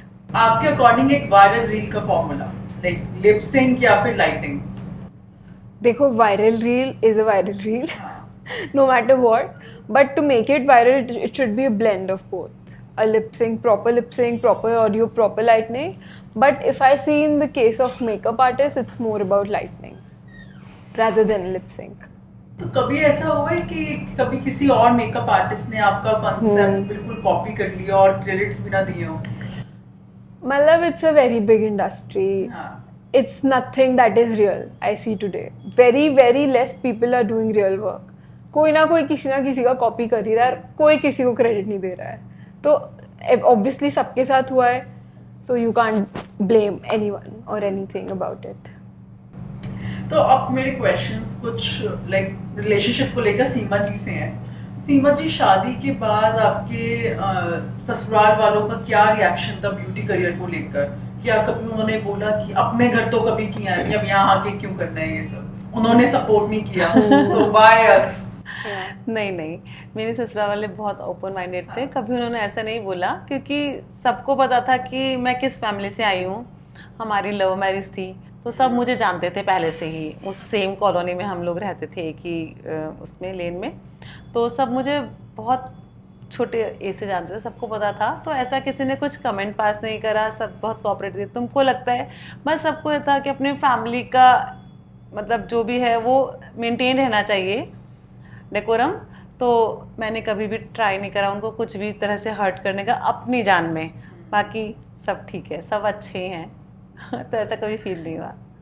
आपकी मतलब एक नेचर है कि आप जहाँ जाती हैं सबको अपना बना लेती हैं, तो आपको कब फील हुआ कि जितने भी आपके स्टूडेंट्स हैं कि अब ये स्टूडेंट्स नहीं है, अभी मेरी फैमिली बन गए हैं? डे वन से ही मेरे स्टूडेंट्स मेरी फैमिली होते हैं। जब वो मुझसे जुड़ जाते हैं तो मुझे लगता है कि ये अलग नहीं है, ये सब मेरी फैमिली का ही पार्ट है। क्योंकि हम किसी से मिल रहे हैं तो शायद कुछ ना कुछ डेस्टिनी है, मुझे ऐसा फील होता है हमेशा। तो मैं उनके अच्छे काम में प्रेजेंट रहूं या ना रहूं, कभी भी उनको लाइफ में कहीं ज़रूरत होती है किसी भी तरह से, इमोशनली, फाइनेंशियली, तो मैं ट्राई करती हूँ कि जितना मैं कर सकती हूँ उतना हेल्प करूँ, उनके साथ रहूँ। कहीं किसी का कुछ गलत डिसीजन किसी की पूरी लाइफ को स्पॉइल कर सकता है, भले से वो हस्बैंड वाइफ की। कुछ बच्चे आते हैं कि मैम हमारा हस्बैंड से मतलब ऐसा हो गया कि, तो मैं कहती हूँ काम सेकेंडरी है, फैमिली फर्स्ट प्रायोरिटी रहेगा। वो है तो आप काम कर पाओगे अच्छे से तो आप सॉर्ट करो, 10 दिन काम नहीं भी करोगे तो कुछ प्रॉब्लम नहीं है, आप उनको भी अच्छा रखो। तो मुझे लगता है वो भी एक फैमिली है। कहीं ना कहीं जब हम इमोशनली टच होते हैं तो उनको भी लगता है कि मैम हमारे साथ, अभी हम टाइम्स ऑफ इंडिया का फैशन शो कर रहे थे, हमारी किसी बात को लेके जो उनके डायरेक्टर थे उनसे कुछ बात हो गई, वो मेरे रूम में आए अचानक से। मतलब हम लोग, मेरी 25 लोग की टीम थी वहाँ पे, किसी बात को लेके उन्होंने मुझे कुछ बोल दिया एकदम तेजी से, तो मैं उस चीज़ के लिए प्रिपेयर नहीं थी। मतलब कि हम मॉडल्स का मेकअप कर रहे थे, तो मेरे को बहुत तेज रोना आ गया। मेरी पूरी टीम मेरे सराउंड अगर सब सौम्य, मुझे तो पता ही नहीं था। सौम्य बोलती मम्मा आपको पता है सारे बच्चे रो रहे थे, आप चुप क्यों नहीं हुए? तो मैंने कहा सौम्य सबको रोने की जरूरत थी, मैं लड़ रही थी ना, मतलब मैं बोल रही थी उनको, मैं आंसर कर रही थी कि ऐसा कुछ भी नहीं हुआ, जो भी है लेट हो गया था, शो में हो ही जाता है जनरली। तो बोली मम्मा आपको पता है एक एक बच्चा रो रहा था आपके पीछे से और आप क्या रो रहे थे? तो मैंने कहा मुझे नहीं पता सौम्य सब क्यों रो रहे थे। और फिर मैं बाहर चली गई, मतलब वॉशरूम में ऐसे क्लीन करने फेस। तो तब मुझे लगा कि बच्चे मुझसे ज़्यादा इमोशनली अटैच है मुझसे। तो मतलब ऐसा फील होता है कि मेरी फैमिली है वो 100%। अगर मुझे कभी भी जरूरत आधी रात को भी तो मैं उनको कॉल कर सकती हूँ, मतलब वो मेरी फैमिली ही है और मैं उनकी फैमिली हूँ, वो मेरी फैमिली है। That's lovely। तो हम जब भी अपने किसी भी फैमिली बिजनेस में होते हैं तो हम ये बोलते हैं कि पर्सनल और प्रोफेशनल लाइफ अलग रखनी चाहिए। डेफिनेटली। तो वर्क रिलेशनशिप में सौम्य के साथ जब आप काम कर रहे होते हैं तो मॉम मोड कब एक्टिवेट हो जाता है? मॉम मोड तो एक्टिवेट नहीं होता है जनरली, क्योंकि मुझे लगता है प्रोफेशनली अगर हम किसी के साथ काम कर रहे हैं, फाइनेंशियली हम किसी से पैसा ले रहे हैं बहुत सारा, तो नहीं सौम्य आपको सर्व करना पड़ेगा। एक बार सौम्य की बहुत तबीयत खराब थी, मैं भी वहीं पे काम कर रही थी, ये ब्राइड कर रही थी, मतलब ऐसा था कि मैं भी वहीं पे थी, तो इसकी बहुत तबीयत खराब थी। तो मतलब उस ब्राइड को सौम्य का ही काम पसंद था, मतलब जैसे ऐसा होता है ना, उसको ऐसा था कि मुझे तो सौम्य से ही करवाना है, तो ठीक है मैं भी वहाँ पे थी उनकी मामा वगैरह के लिए करने। ऐसा नहीं है कि सौम्य काम करे तो मैं नहीं कर सकती वहाँ पे। तो सौम्य की इतनी तबीयत खराब थी तो सौम्य ने बोला मम्मा प्लीज़ आप कर लोगे? मैंने कहा नहीं सौम्य, अभी इसके वेडिंग का मेकअप है, आपको ही करना है। इसकी इतनी तबीयत खराब थी, पेन किलर ले लिया इसने तो भी, लेकिन इसी ने करा। तो कोई मॉम मोड तो हो ही नहीं सकता वर्क टाइम में। लेकिन हाँ कभी कभी ऐसा होता है, एक बार ऐसा हो गया था कि एक ब्राइड ने सौम्या पे बहुत तेज़ी से चिल्लाया। मैं ब्राइड करने जा रही थी, मैं दूसरी ब्राइड करके आ रही थी और मैं 10-15 मिनट्स लेट हो गई थी। सौम्या उनका हेयर स्टार्ट करने वाली थी, तो उसको लगा, उसने बहुत तेज़ सौम्या पे, मतलब मैं गेट में एंटर कर रही हूँ और सौम्या को इतना तेज़ से डांट रही थी। तो फिर मैंने उसको भी थोड़ा सा बोला कि आप तब मुझे लगता है लाइफ में फर्स्ट टाइम मेरा मॉम वाला फर्स्ट टाइम, मतलब वो मुझे लगता है मेरा गलत था, मुझे लगता है बड़ा प्यार से ही डांटा। मतलब मैंने ब्राइड को बोला कि आप अगर सौम्या की जगह कोई भी आर्टिस्ट होता तो आप उसको ऐसे नहीं बोल सकते, लेट मैं हुई हूँ तो आप मुझ पे आके चिल्लाते हैं, आप मेरी डॉटर, मतलब आपकी डॉटर, मतलब वो ब्राइड लिटरली सच में रोने लगी थी। कुछ मत बोलो, डायरेक्ट टीम मतलब नहीं, उनको ऐसा फील आया कि आज आपकी डॉटर है तो आप मुझे इस तरह से बोल रही हो, आप लेट हो गए, मेरी वेडिंग लेट हो जाएगी। तो मैंने कहा लेट मैं होने नहीं देती क्योंकि मैं आपके ऑलरेडी 3 से मेकअप 4 मेकअप कर चुकी हूँ। तो बोली आपकी डॉटर है तो आप इसलिए बोल रहे हो। मैंने कहा अगर ये मेरी टीम मेंबर भी होती तो मैं आपको यही बोलती कि वो टीम मेंबर छोटी बड़ी नहीं होती है, वो काम कर रही थी, आपने काम नहीं करवाया। तो मतलब उसकी मम्मा ने उसने बोला आपकी डॉटर है तो आप इस तरह से मेरी डॉटर को नहीं बोल सकते, आप अपनी डॉटर को प्यार करो तो मैं भी अपनी डॉटर, मतलब बहुत सारा हुआ। लेकिन फिर मैंने सॉरी बोला कि मैम ये आपका डीडी है और ठीक है मैं 5-10 मिनट लेट हुई हूँ, लेकिन सौम्या थी आपके पास काम स्टार्ट करने के लिए। वो लाइफ में फर्स्ट टाइम मेरा मॉम वाला मोड ऑन हुआ था। मुझे बहुत फील होता है कि मुझे वो नहीं करना चाहिए था, मतलब लेकिन मेरा वो इंटेंशन नहीं था कि सौम्या है इसलिए। भले से मेरी टीम का कोई भी मेंबर अगर शाउट करते ना ब्राइड उस पर, तो उसको कोई राइट नहीं है। आपका काम स्टार्ट हो रखा है, होने वाला है, आप नहीं करवा रहे हो, आप मेरी गाइडलाइन का इंतजार करो। इनफैक्ट अगर ब्लो ड्राइंग में तो मैं क्या ही करूँगी, मतलब मैंने आपको बोल रखा है आपका ब्लो ड्राइंग होगा तो वो तो होना ही है, लेकिन वो वेट कर रही थी सीमा मैम आएंगी तब बताएंगे तब ब्लो ड्राइंग होगा। तो मैंने कहा ये तो बेसिक चीज़ें हैं, इसमें तो आर्टिस्ट इतना एक्सपर्ट ही लेके आऊँगी ना मैं आपके साथ की, उसमें तो मैं नहीं खड़ी रह सकती। तो वो टाइम हुआ था मेरा अभी तक की लाइफ में फर्स्ट टाइम, और मैं ट्राई करूँगी आगे कभी भी ना होए, क्योंकि प्रोफेशन इज़ प्रोफेशनल, मतलब वहाँ कोई रिलेशंस मैटर नहीं करते, क्योंकि हम उनसे पूरा चार्ज कर रहे हैं तो मुझे 100% सर्व करना है। और ये मेरा गलत था वो, मतलब जो मैंने 1 सेकंड के लिए रिएक्ट किया था, सिर्फ 1 सेकंड के लिए, वो मुझे नहीं करना था। सेकंड के लिए वो अंदर की माँ जाग गई। 1 सेकंड के लिए वो नहीं जागना था, मतलब मुझे वहाँ पे प्रोफेशनली रहना था, मतलब उसको नहीं बोलना था। मुझे उनको ये फील आ गया कि आप सौम्या है इसलिए आप ऐसा कर रहे हो। तो मैंने कहा अगर सौम्या की जगह दूसरी मेरे बच्चे भी होते ना दूसरे, मतलब मैं बच्चे ही बोलती हूँ मेरे टीम मेंबर्स को, कि मेरे बच्चे भी होते ना तो मेरा रिएक्शन मैम यही होता, आप इसको अदरवाइज ले रहे हैं। लेकिन फिर बाद में उनको सॉरी बोल दिया, पूरा सब सॉर्ट हो गया, सब कुछ अच्छे से हो गया था। लेकिन वो हुआ था एक बार ऐसा। सीमा जी बचपन से ही सौम्या सब कुछ आपको देखकर सीखकर बड़ी हो रही है, आप ही इसकी मेंटोर थे, पर कभी कुछ ऐसा रिवर्स मेंटोरिंग आपको सौम्या से मिली जहाँ उसने आपको कुछ सिखाया हो? हाँ, बहुत बार।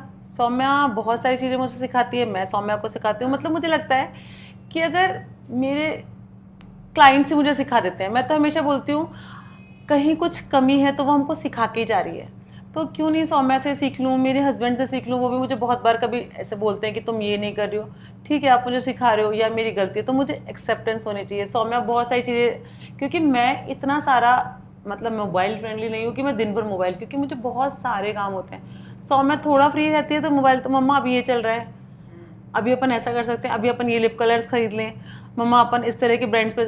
सौम्या ने मुझे, मतलब मैं क्वालिटी पे बहुत कॉन्शियस, लेकिन बहुत हाई एंड प्रोडक्ट्स की नॉलेज, ये सब सौम्या पूरा स्टोर करती रहती है, स्क्रॉल करती रहती है कि मम्मा क्लासेस लेती रहती है, मैं भी लेती हूँ।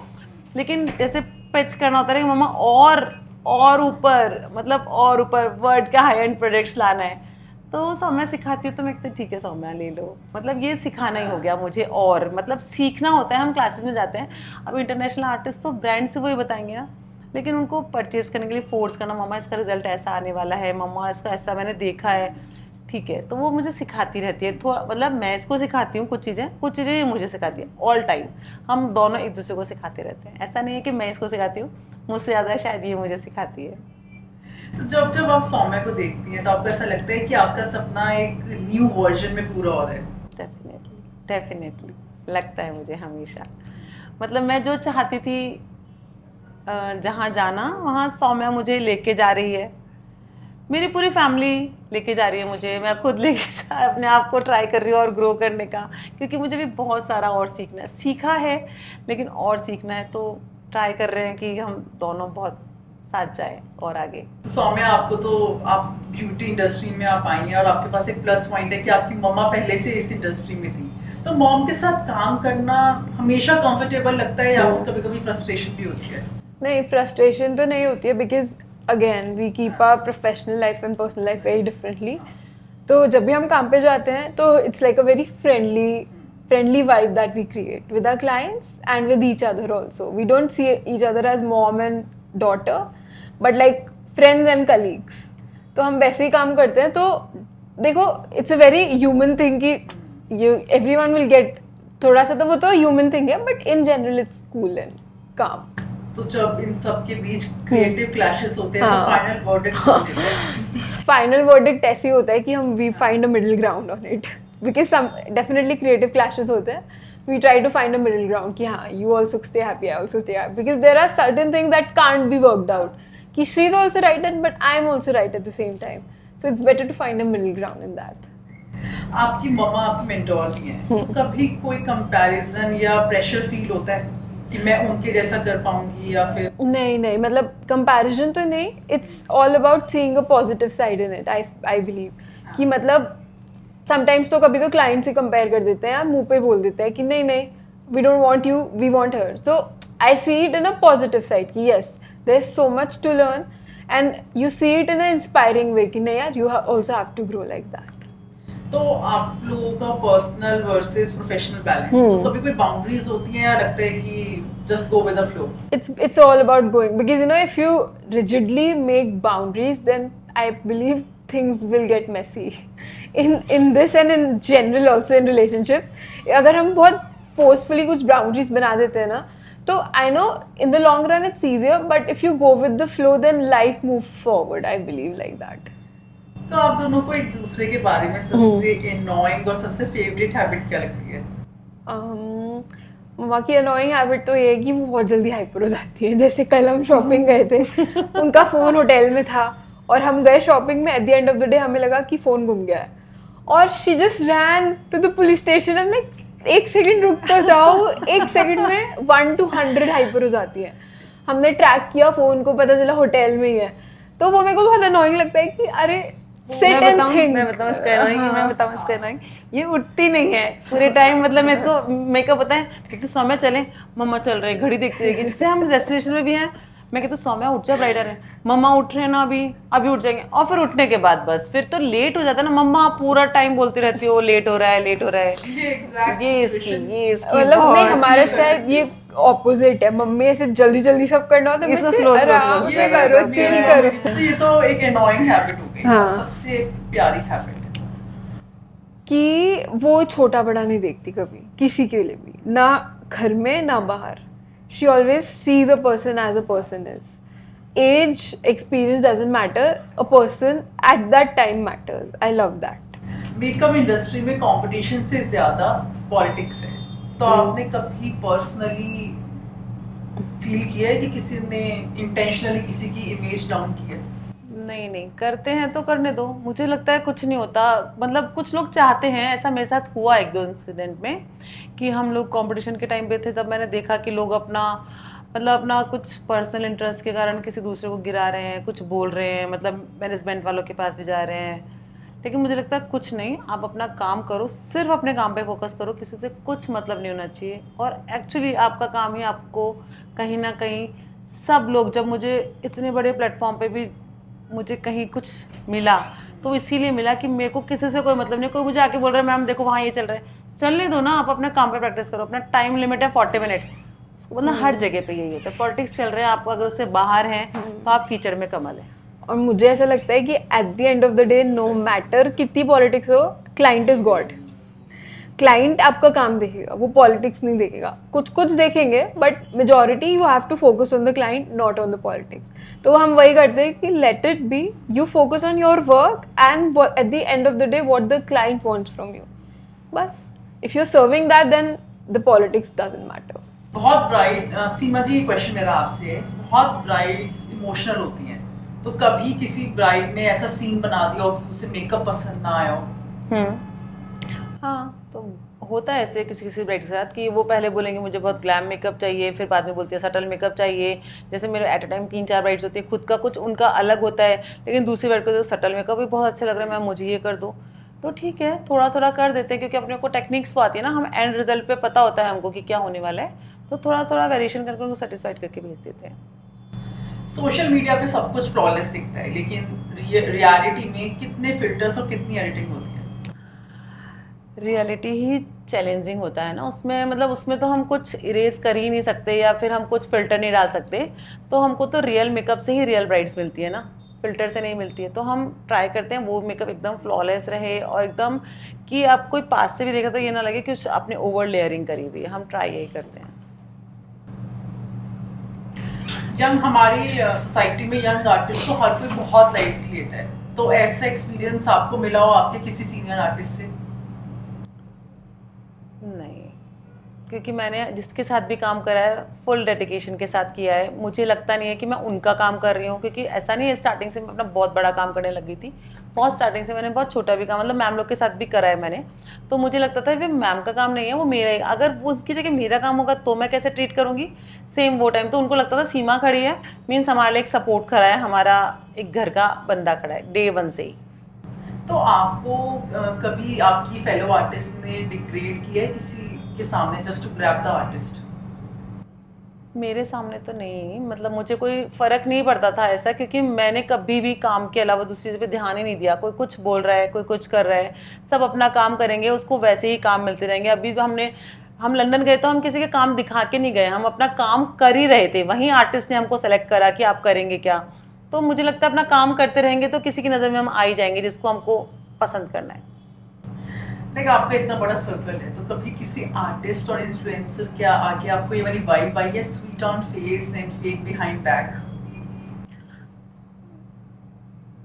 नहीं, मैंने ऐसा फील नहीं करा। नहीं, आपको आई हो सामने से? होती है ऐसे, बहुत सारे लोग होते भी हैं, मतलब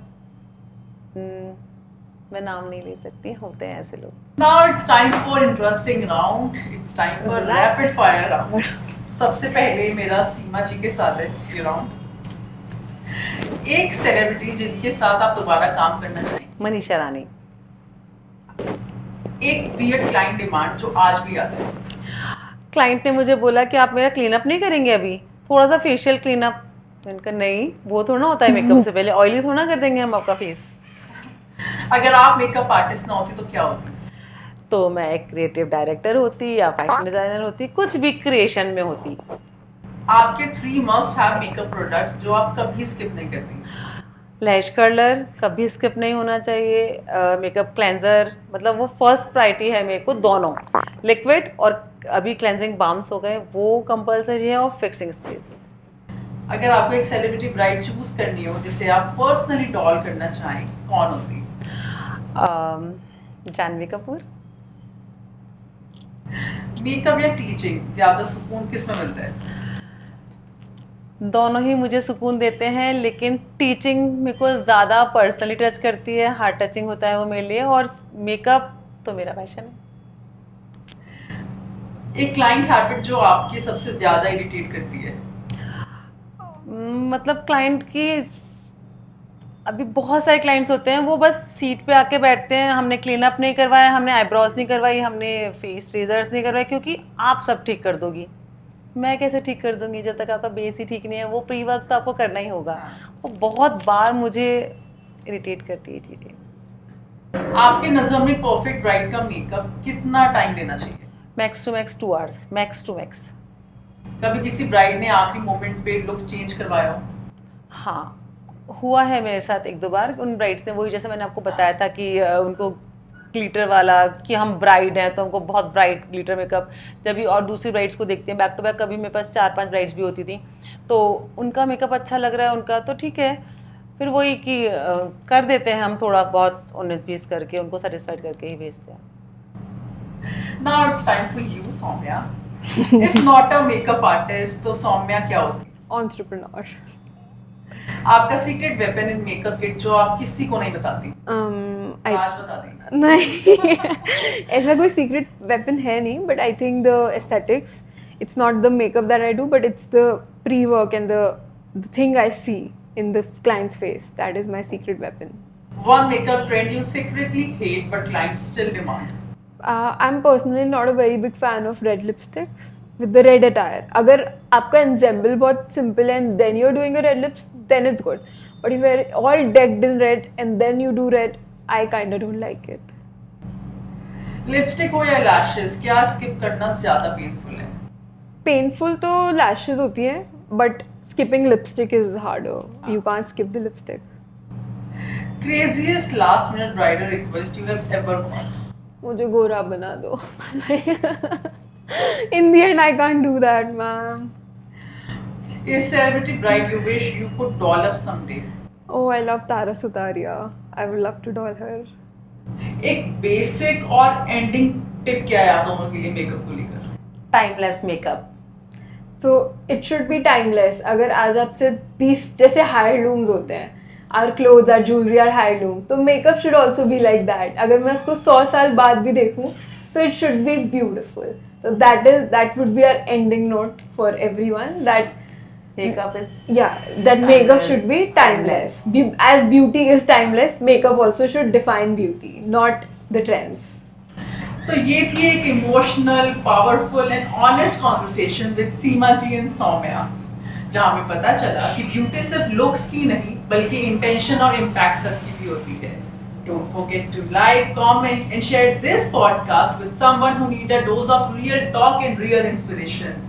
मिलते हैं next time with another game changer on Edge Talks. Until then, keep shining, keep rising and remember, your real story always lies within you.